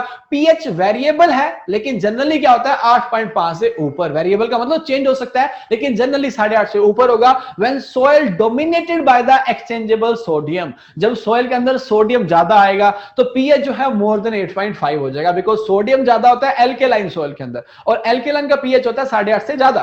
And when soil is dominated by soluble salt, soluble salt होते हैं ज्यादा सलाइन के अंदर, the pH will be less than 8.5, because saline का pH कितना होता है 8.5 से कम। तो कैरेक्टर इसके अंदर दोनों के हैं। जब एल्केलाइन वाले कैरेक्टर हावी हो जाएंगे तो 8.5 से ऊपर चला जाएगा, जब सलाइन वाले कैरेक्टर हावी होंगे तो फिर क्या हो जाएगा 8.5 से कम पे चला जाएगा। अब इस टेबल को आपको याद कर लेना है। ये टेबल नहीं भैया, ये तो सक्सेस का फॉर्मूला बन गया 17-18 में, जिन्हों को याद था। हाँ 18 के बाद तो सभी को याद हो गया, फिर क्वेश्चन आने बंद हो गए इसमें से, लेकिन 18 तक बड़े सारे क्वेश्चन आए यहां से। मैं एक बार के लिए रिपीट करता हूं, सलाइन सोइल की बात करते हैं तो आपको मैंने बताया था कि सलाइन के अंदर जो सोल्ट कंटेंट है वो ज्यादा होता है, राइट। सो सलाइन की जब बात करेंगे तो पीएच उसका 8.5 से कम होता है, सब लोग याद कर चुके हैं। सोल्ट कंटेंट ज्यादा होता है इसलिए ईसी कितना होता है, ज्यादा होता है। और जब ईएसपी की बात करेंगे, एक्सचेंजेबल सोडियम परसेंटेज की, तो हम सोडिक सोइल बोलते हैं एल्केलाइन सोइल को। तो सोडियम तो ऑफ कोर्स एल्केलाइन में ज्यादा होगा, सलाइन में कम होगा। तो सलाइन का ईएसपी कितना हो जाएगा, लेस देन 15, और एल्केलाइन में कितना हो जाएगा, मोर देन 15। उसके बाद नीचे आ जाइए, एल्केलाइन की बात कर रहा हूं तो एल्केलाइन का पीएच 8.5 से ऊपर हो गया। और जो ईसी है वो कितना हो गया, वो कम, बिकॉज ईसी तो सलाइन का ज्यादा होता है। और ईएसपी जो है वो ज्यादा हो गया बिकॉज कम किसका होता है, सलाइन का। और नीचे आ गया सलाइन एल्केलाइन सोइल। तो इसके अंदर आपने पढ़ा ही था, क्या पढ़ा था कि इसमें सलाइन और एल्केलाइन दोनों के फीचर पाए जाते हैं। जनरली जो पीएच है, जो ईसी है और जो ईएसपी वो ज्यादा ही होता है, इसीलिए सारी चीजें वहां पे क्या लिखी है, ज्यादा लिखी गई है। बट सलाइन एल्केलाइन का पीएच थोड़ा सा ध्यान रख लेना, ये वेरिएबल होता है ना। बाकी चीजें फिक्स है लेकिन ये वेरिएबल है, ये कम और ज्यादा दोनों हो सकता है, डिपेंड करता है क्वेश्चन के स्टेटमेंट पे वो क्या कहना चाह रहा है। चलिए, प्रोमेटिक सोइल के पैरामीटर्स आपने पढ़ लिए, आगे चलते हैं, बात करते हैं किसकी, बात करते हैं आपके एसिडिक सोइल की। एसिडिक सोइल के बारे में सारे लोग जानते हैं कि यहां पे जिक्र होगा सोइल का जहां पे पीएच क्या किया जाएगा, उनका कम पीएच कर दिया जाएगा। तो एसिडिक सोइल की बात करते हैं तो क्या बोला गया, हाईएस्ट एसिडिक सॉइल कहां पाई जाती है, इट्स इन वेस्ट बंगाल। इनके अंदर एसिडिटी हो जाती है ड्यू टू एब्जॉर्प्शन। एब्जॉर्प्शन नहीं है, बिकॉज पिछली बार आप जब पढ़ रहे थे तो एब्जॉर्प्शन चल रहा था, लेकिन अब क्या एब्जॉर्प्शन है, किसका, एल्यूमिनियम का, आयरन का, मैंगनीज का सॉइल कोलॉइड पे in acid soil region precipitation exceed the evapotranspiration. ध्यान से अगर पढ़ रहे हैं तो पिछली बार सलाइन में बोला गया था, सोल्ट अफेक्टेड में बोला गया था कि यहां पे क्या होता है, यहां पे जो आपका इवेपोट्रांसपिरेशन है वो ज्यादा होता है और जो प्रेसिपिटेशन है वो कम होता है। अब की बार प्रेसिपिटेशन ज्यादा हो गया, इवेपोट्रांसपिरेशन कम हो गया है, और पानी जब ज्यादा आ रहा है और जा नहीं रहा ऊपर तो लीचिंग ज्यादा हो जाएगी, और लीचिंग ही कारण है predominant causing of loss of bases from the soil. पिछली बार लीचिंग नहीं हो रही थी तो बेसेस इकट्ठे हो रहे थे, बेसेस इकट्ठे हो जा रहे हैं तो पीएच को बढ़ा रहे हैं। अब की बार बेसेस नीचे चले गए हैं, पीएच बढ़ा नहीं पा रहे, पीएच घटा दे रहे हैं, तो सॉइल क्या हो जा रही है, एसिडिक। प्रोडक्शन कंस्ट्रेंट क्या आएंगे, समस्याएं क्या आएंगी, इससे क्या हो जाएगा, increase solubility and toxicity of aluminium, manganese and iron, deficiency of calcium and magnesium, यहां पे अवेलेबिलिटी कम हो जाएगी किसकी, फास्फोरस की और मोलिब्डेनम की। ठीक है, ये प्रोडक्शन के अंदर कंस्ट्रेंट आ गए। यहां पे आपका जो पार्ट है, किसका पार्ट है, आपका प्रोमेटिक सोइल का, वो ओवर होता है। आगे चलते हैं मैन्योर एंड फर्टिलाइजर्स वाले टॉपिक पे, फिर लास्ट में बायो फर्टिलाइजर पढ़ेंगे और फिर इस आपके चैप्टर को ओवर कर देंगे। चलो मैन्योर एंड फर्टिलाइजर की बात करते हैं तो सब लोग जानते हैं जब मैन्योर और फर्टिलाइजर की बात की जाए तो अच्छे कौन से होते हैं, मैन्योर्स, लेकिन इस टाइम पे यूज कौन से हो रहे हैं, फर्टिलाइजर्स, है ना। जब मैन्योर और फर्टिलाइजर की बात करते हैं तो एट प्रेजेंट सबसे ज्यादा यूज हो रहा है फर्टिलाइजर। क्यों, केमिकल्स की तो डिमांड है सारी की सारी, हम मिट्टी को पोल्यूट कर रहे हैं, एनवायरमेंट को पोल्यूट कर रहे हैं, पानी को पोल्यूट कर रहे हैं, बट एनी हाउ प्रोडक्शन तो ज्यादा हो रहा है ना, तो हम लालच में नुकसान बड़े करते जा रहे हैं, राइस ग्रो कर रहे हैं, पानी खत्म कर रहे हैं, भूल जा रहे हैं कि कल को राइस के बिना तो जान नहीं निकलेगी लेकिन पानी के बिना जान निकलेगी। तो हम ये चीजें सोच ही नहीं है और न जाने क्यों ऐसा ही है। जब भी मैं कुछ ऐसी बात करता हूं तो फिर से सिस्टम माइंड में आ जाता है, क्योंकि सिस्टम की बात नहीं, फिलहाल तो मैन्योर एंड फर्टिलाइजर की बात करनी है, बट सब लोग मिल के इंडिया में लगे हुए हैं, आप, मैं, हमारा सिस्टम, सब कहते हैं मैं तुझे बर्बाद करके ही छोड़ूंगा, चाहे वो करप्शन के मैटर में हो, चाहे वो आपका कोरोना वाले मैटर में चल रहा हो, चाहे एग्रीकल्चर में चल रहा हो, भैया हर कोई हाथ धो के पीछे पड़ा हुआ है, किसी को परवाह नहीं है, ना तो फ्यूचर की, ना नेचर की, ना कुछ और, हम सब लोग पोल्यूट करते जा रहे हैं। एग्रीकल्चर की बात करूंगा, आज ये कंडीशन है कि पंजाब और हरियाणा के अंदर जितने भी ग्रामीण क्षेत्र हैं, जो रूरल एरियाज है, वहां का जो पानी, ड्रिंकिंग वाटर का जो नीचे से निकाला जाता है, मतलब जो ग्राउंड वाटर है, वो टोटल सारा का सारा पानी नाइट्रेट पोल्यूटेड है। अब कौन समझाए भैया, पहले तुमने यूरिया इतना डाला, लीच हो के नीचे घुस गया, अब तुम्हारा जो पानी पी रहे हो ना वो यूरिया। तो एक काम करो ना, इतनी दिक्कतें क्यों कर रहे हो, मिट्टी क्यों परेशान कर रहे हो, अरे घर पे यूरिया कट्टा लेके आओ, 2 चम्मच डालो पानी के अंदर, बिंदास मिलाओ, उसे पी लो, सीधा यूरिया पे हो ना यार, मिट्टी क्यों पोल्यूट कर रहे हो इस चक्कर में। पहले मिट्टी गंदी हो रही है, फिर पानी गंदा, फिर उसी पानी को तुम निकाल के पी रहे हो। बेटर है पानी जो घर में है उसके अंदर टंकी के अंदर यूरिया डाल के आ जाओ, बिंदास, है ना, पियो उस यूरिया को, मजा आएगा पीने में। अल्टीमेटली कर तो हम यही रहे, बट वो अलग बात है कि यूरिया के 2 चम्मच डालूंगा तो दिख रहा है कि मैं यूरिया पी रहा हूं, नहीं सर ऐसे तो नहीं करूंगा, वो दिख नहीं रहा, बट हो अब भी वही है कि इतना सारा यूरिया, जहां पे सीरियल्स के लिए रिकमेंडेशन चलती है किसकी, 4:2:1 की, इतना ज्यादा हम चले गए यार, लगभग यहां पे आ गए 20:5:1 का रेशियो चल रहा है, जो प्रेजेंट हम यूज कर रहे हैं, मतलब जितना यूज कर रहे हैं उसका 2 गुना 3 गुना नहीं, 4 से 5 गुना हम यूज कर पा रहे हैं। तो अब खुद सोचिए हम किस डेवलपमेंट की तरफ जा रहे हैं। ना जाने क्यों ऐसा होता है, जब भी इंडिया के डेवलपमेंट की बात आती तो इंडिया से बड़ी कंट्री चाइना, बिकॉज बाकी कंट्री स्ट्रॉन्ग कंट्री होंगी लेकिन उनका स्ट्रॉन्ग होना बहुत सिंपल सी बात है, क्योंकि वो इतनी मुट्ठी मुट्ठी भर कंट्री है। भाई छोटे से नेशन का डेवलपमेंट करना बहुत आसान है। आप बोले कि गुजरात का डेवलपमेंट कर दिया, पंजाब का डेवलपमेंट कर दिया, कर सकते हैं आप, जरा आइए यूपी बिहार में करके दिखाइए डेवलपमेंट, फिर पता चले ना, जहां पे 5 गुजरात तो बसे बैठे हैं। मैं गवर्नमेंट की बात नहीं कर रहा भैया, गुजरात में समझ लेना, मैं पंजाब भी साथ में बोल रहा हूं, क्योंकि पंजाब गुजरात छोटे स्टेट है, इनका डेवलपमेंट हो सकता है, जरा यूपी बिहार करके दिखाइए। ऐसा इसलिए बोल रहा हूं बिकॉज इंडिया का जब चाइना से कंपैरिजन करेंगे, बिकॉज चाइना ही बड़ी कंट्री है, उसने डेवलपमेंट किया है कहीं ना कहीं, लेकिन आपको बताया था मैंने, डेवलपमेंट के नाम पे वहां पे जो लोग बीमार पड़ते हैं ना, डॉक्टर उनको सीधा सा एडवाइस देगा, भैया सिटी से बाहर निकल जा पहले, क्योंकि सिटी में रहेगा फिर बीमारी ठीक नहीं होती। इतना ज्यादा पोल्यूशन है, इतनी सारी इंडस्ट्री वहां बना दी गई है, पूरा एरिया पोल्यूट कर दिया है, सांसें नहीं लेते सर, मौत को अंदर वो साधन इनहेल करते हैं, और जो बीमार पड़ते हैं डॉक्टर कहता है ये दवाइयां ले और निकल ले सिटी से 50 किलोमीटर बाहर, वहां जाके सांसें ले 2-4 दिन, तब तेरी हालत ठीक होगी।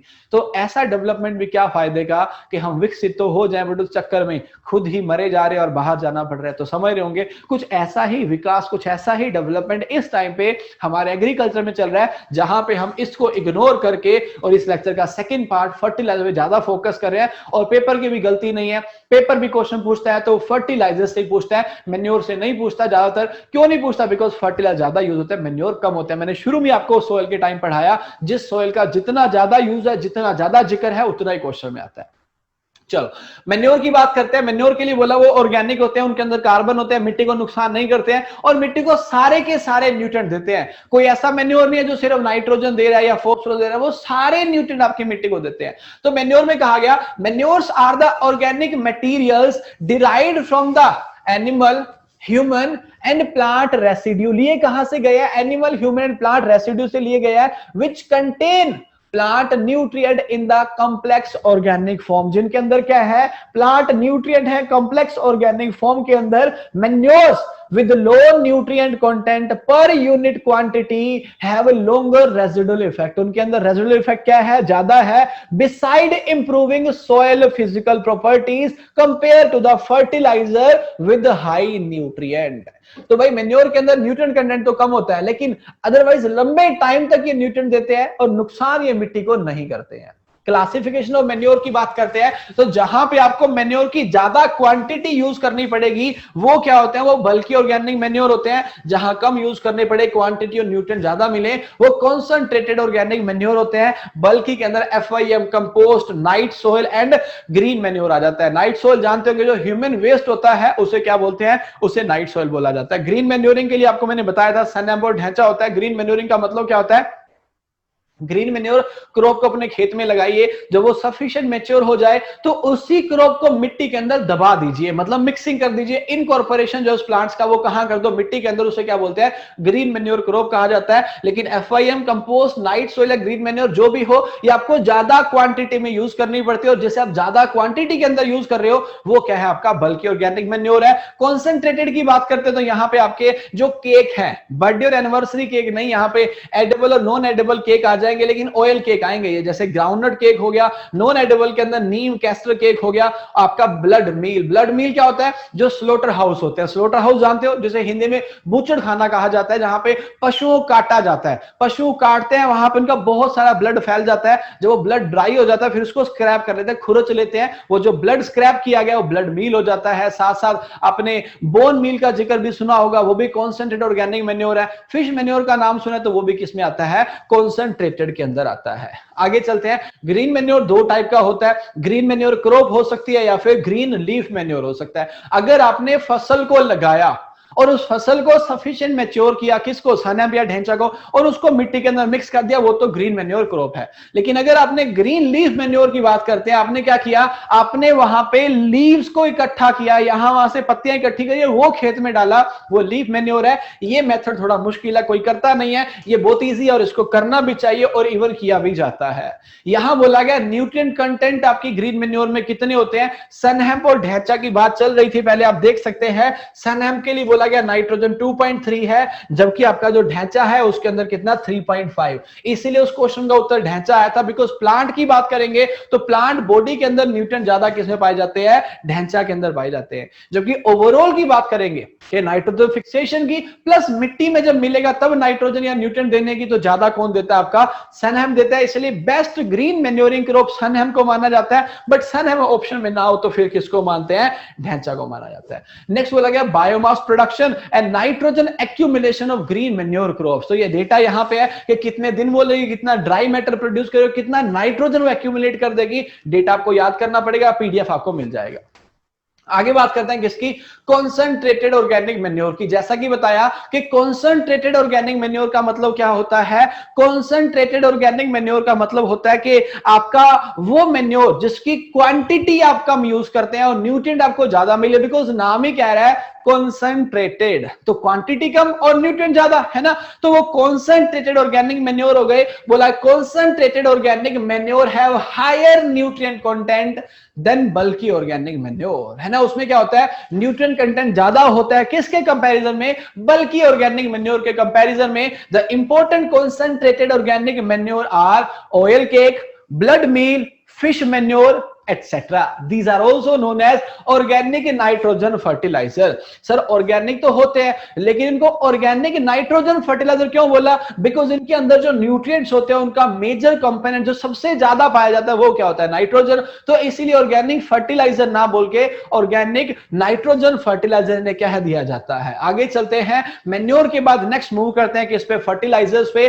फर्टिलाइजर्स आप लोग जानते ही हैं, ये क्या होते हैं, ये आपके केमिकल से बनाए जाते हैं। हाँ, वो अलग बात है, नेचुरल प्रोडक्ट भी इनके अंदर यूज किए जाते हैं, बिकॉज आप जिन मिनरल्स को यूज करेंगे वो नेचुरली मिलते हैं, लेकिन उतने मिनरल्स नहीं है हमारे पास, तो इनमें केमिकल को यूज किया जाता है। और केमिकल को यूज करने के बाद इनके अंदर हम क्या करते हैं, किसी पर्टिकुलर न्यूट्रिएंट को रिच कर देते हैं। जैसे यूरिया लिया तो वहां पे नाइट्रोजन, डीएपी लिया तो वहां पे फॉस्फोरस रिच होता है, तो भाई वो क्या बन जाते हैं आपके fertiliser. So fertiliser is any material of synthetic origin, natural origin नहीं है, सिंथेटिक ओरिजिन है, added to the soil to supply one और मोर प्लांट न्यूट्रिएंट। क्योंकि जो फर्टिलाइजर डाला है उसमें एक न्यूट्रिएंट जैसे कि यूरिया हो सकता है, उसमें मोर जैसे कि डीएपी जिसमें फॉस्फोरस और नाइट्रोजन दोनों आ जाते हैं, तो वो भी हो सकता है। ये वाला पार्ट जो मैंने क्वेश्चन में एक्सप्लेन नहीं किया था अब कर दूंगा, मैंने कहा भी था कि आगे आएगा। तो फर्टिलाइजर के क्लासिफिकेशन की जब बात करते हैं, 3 टाइप के फर्टिलाइजर होते हैं। इन 3 टाइप के फर्टिलाइजर को समझने के लिए हमें कुछ और भी समझना पड़ेगा।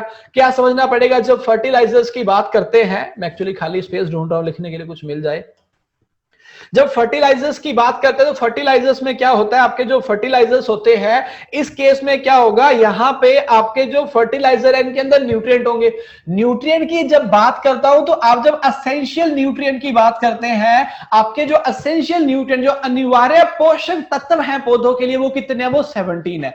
इन 17 को हम मेजरली दो आपकी कैटेगरी में क्लासिफाई करते हैं। एक होते हैं मैक्रो और दूसरे होते हैं माइक्रो। मैंने वहां पे माइक्रो पहले लिख दिया, बेटर है पहले मैं मैक्रो लिखता हूं, और वो जो आपको कम मात्रा में स्मॉल क्वांटिटी में चाहिए वो क्या होगे?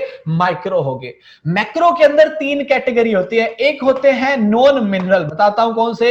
एक होते हैं प्राइमरी, एक होते हैं सेकेंडरी। नॉन मिनरल के अंदर कौन आता है? आपका जो CHO है, कार्बन, हाइड्रोजन, ऑक्सीजन। ये मिट्टी से नहीं मिलते, ये हवा से या पानी से मिलते हैं, इसीलिए मिट्टी से ना मिलने के कारण इनको नॉन मिनरल कहा जाता है। लेकिन ज्यादा क्वांटिटी में चाहिए तो मैक्रो इससे कह देते हैं, कोई दिक्कत नहीं है।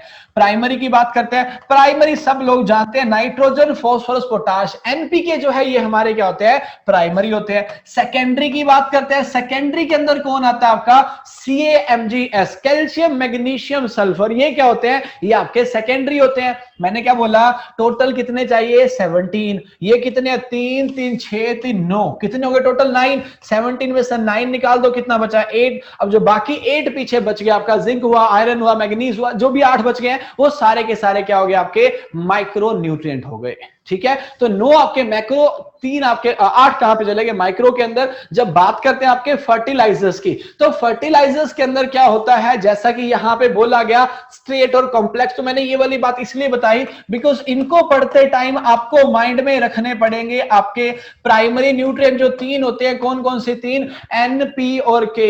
अगर आपके प्राइमरी न्यूट्रिएंट में से कोई एक न्यूट्रिएंट किसी फर्टिलाइजर में पाया गया तो वो क्या होता है? Straight fertiliser. लेकिन ये ध्यान रखना, किसी फर्टिलाइजर में न्यूट्रिएंट 2 भी हो सकते हैं, लेकिन प्राइमरी एक हो। मान लो नाइट्रोजन आ गया, साथ में कैल्शियम आ गया, तो नाइट्रोजन और कैल्शियम का मतलब एक प्राइमरी एक सेकेंडरी है। न्यूट्रिएंट तो 2 है लेकिन प्राइमरी तो एक ही है ना। तो प्राइमरी न्यूट्रिएंट अगर एक होगा तो वो स्ट्रेट फर्टिलाइजर होता है, जैसे कि यूरिया। और प्राइमरी न्यूट्रिएंट जहां पे 2 आ जाते हैं, जैसे कि डीएपी में नाइट्रोजन फॉस्फोरस दोनों आ गया, तो 2 अगर प्राइमरी होंगे तो वो कॉम्प्लेक्स फर्टिलाइजर होगा। अगर प्राइमरी एक होगा तो वो स्ट्रेट फर्टिलाइजर होगा। और जब आप इन फर्टिलाइजर की मिक्सिंग कर दोगे तो वो फर्टिलाइजर कौन सा बन जाएगा? आपका मिक्स्ड फर्टिलाइजर बन जाएगा। आगे चलते हैं, यहां पे डेटा दिया गया, इसको मैं नहीं पढ़ूंगा, लेकिन जैसा कि मैंने आपको शुरू में ही बताया था कि मैन्योर से क्वेश्चन कम और फर्टिलाइजर से ज्यादा आते हैं, तो इंपॉर्टेंट है हर फर्टिलाइजर का न्यूट्रिएंट कंटेंट याद कीजिएगा, चाहे वो फोस्फेटिक हो, पोटाशिक हो या फिर आपके क्या हो, नाइट्रोजिनस हो। हर किसी का याद करना आपके लिए बहुत इंपॉर्टेंट है। यहां पे सारे के सारे दिए गए, आप देख पा रहे हैं, हर जगह आपको दिख रहा है कहीं ना कहीं से क्वेश्चन पूछा गया। AFO 15-19 के अंदर पूछा गया, RRB 18 के अंदर पूछा गया, RRB 19 के अंदर, हर बार एक क्वेश्चन फर्टिलाइजर से मिल जाएगा आपको। अच्छे से पढ़िएगा। आगे चलते हैं और लेक्चर को लास्ट स्टेज पे लेकर चलते हैं। नेक्स्ट बात करते हैं किसकी? हमारे बायो फर्टिलाइजर्स की। ये क्या होते हैं। मैं बायो फर्टिलाइजर कंटिन्यू करने से पहले बता दूं, मुझे नहीं पता होता कि मेरी सामने वाली ऑडियंस कौन है, क्योंकि आजकल लोग जब प्रेफर करते हैं नाबार्ड एग्जाम के लिए, तो नाबार्ड में तो नॉन एग्रीकल्चर जो है वो भी एलिजिबल होते हैं। तो अगर आप नॉन एग्रीकल्चर हैं, नॉन एग्रीकल्चर में बीएससी एजी वाले तो कोर सब्जेक्ट पढ़ के आते हैं, but if you have done your graduation in horticulture, fisheries, sericulture, Silvi, किसी में भी आपने अपना मास्टर्स या ग्रेजुएशन जो है एग्रीकल्चर से नहीं किया, तो पॉसिबली आपका अंडरस्टैंडिंग लेवल जो है वो काफी कम रहेगा। ऐसा इसलिए बिकॉज ये जो पार्ट मैंने वो कंप्लीट करवाना अभी।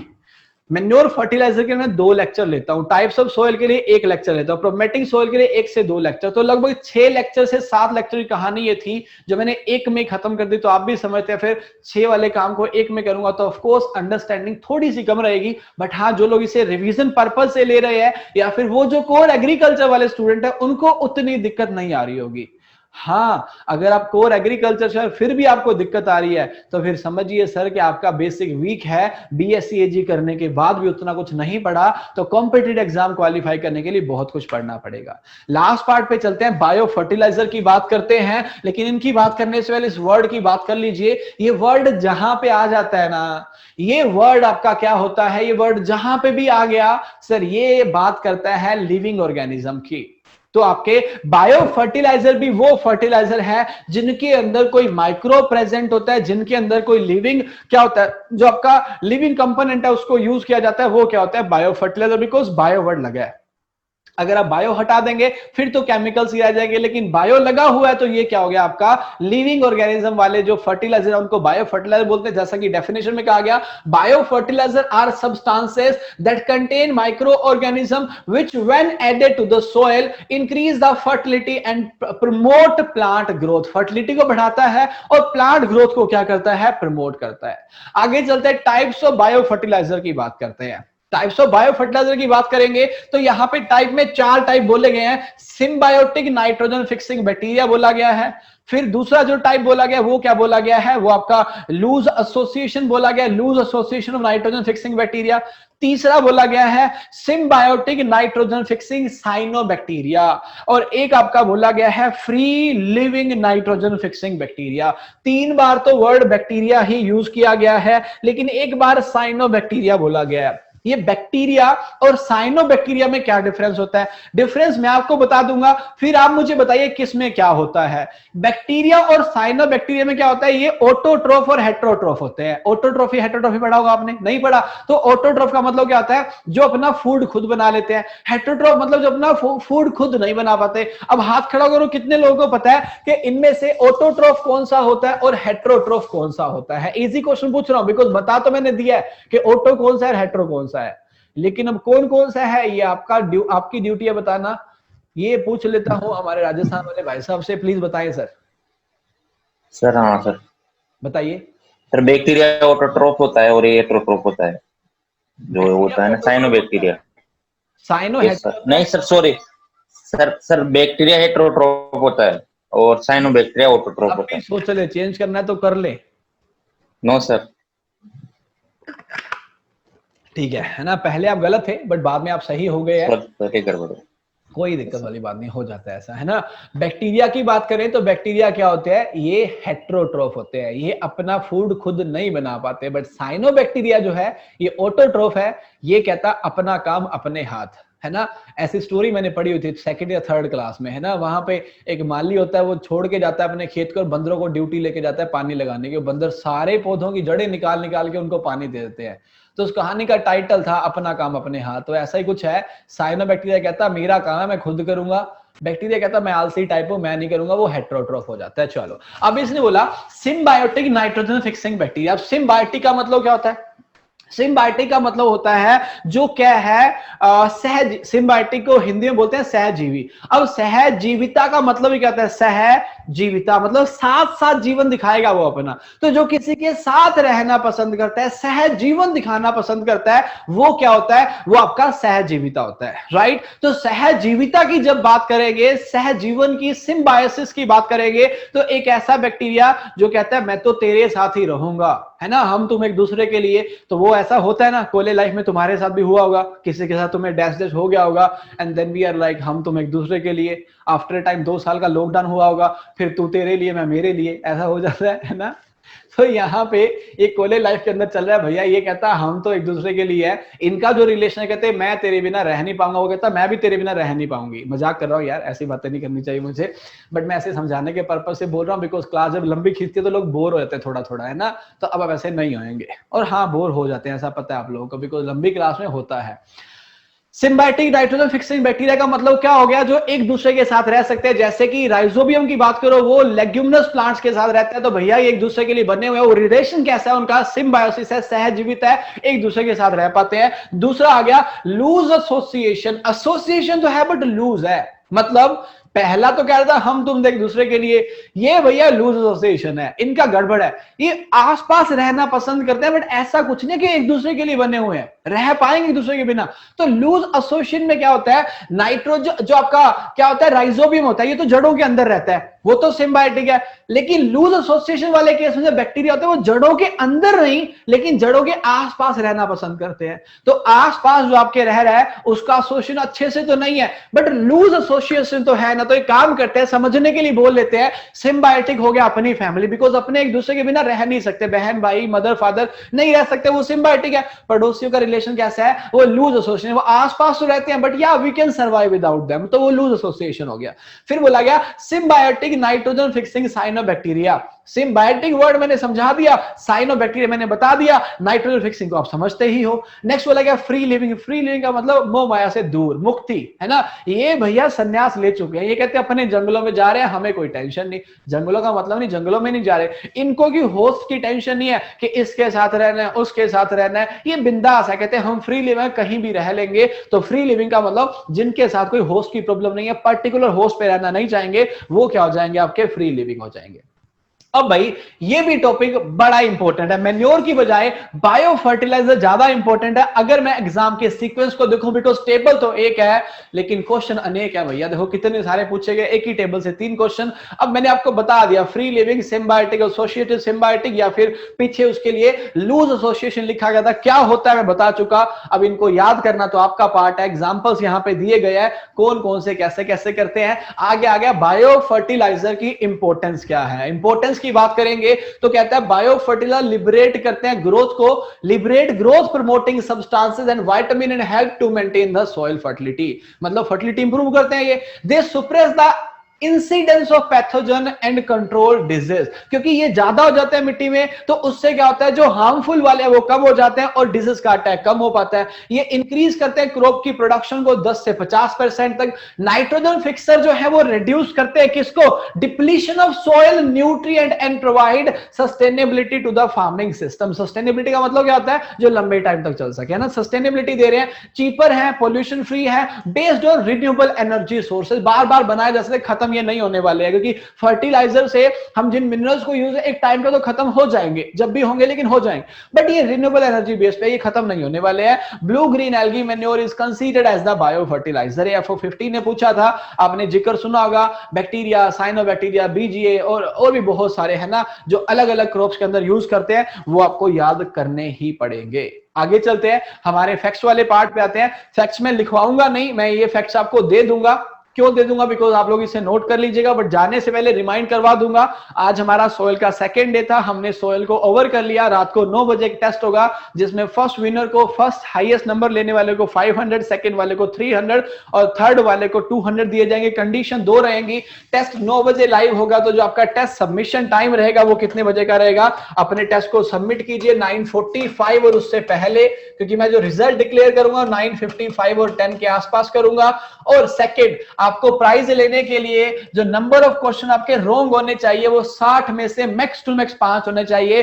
5 तक हुए तो काम चलेगा, 6 हुए तो उस बंदे को रिजेक्ट करके फिर अगला बंदा कंसीडर किया जाएगा। टॉप 20 तक ऐसा देखा जाएगा। अगर टॉप 20 के अंदर भी वो बच्चा नहीं आ रहा जिसके नंबर 5 से कम गलत हो, तो फिर ये वाला रिजेक्ट कर दिया जाएगा। हाँ, बट टॉप 20 के अंदर अगर आप आ रहे हैं तो स्कोप है, बिकॉज टॉप 3 के अंदर आने के लिए लोग तुक्के बहुत सारे मार लेते हैं, तो 5 की जो लिमिट है उससे भी एक्सीड कर कर जाते हैं। तो उम्मीद करता हूं ऐसा आप लोग नहीं करेंगे। इस लेक्चर का पीडीएफ जो है ये मैं आपको दे दूंगा साथ में, जहां पे ऐप पे आप इस लेक्चर को देख पाएंगे, क्योंकि ये लेक्चर 2 फॉर्म में होंगे। हाल फिलहाल मैं इनको ऐप पे डाल रहा हूं, but after a time possible है यूट्यूब पे अवेलेबल होंगे। तो अगर आप इसे यूट्यूब पे देख रहे हो तो पीडीएफ आपको यूट्यूब पे तो मिल नहीं सकता, तो आप क्या करिए, ऐप के अंदर जाइए, वहां पे पीडीएफ अवेलेबल है इस आपके साथ। और बाकी लोग जो इस टाइम पे लाइव है तो आपको तो पता ही है फिर, है ना।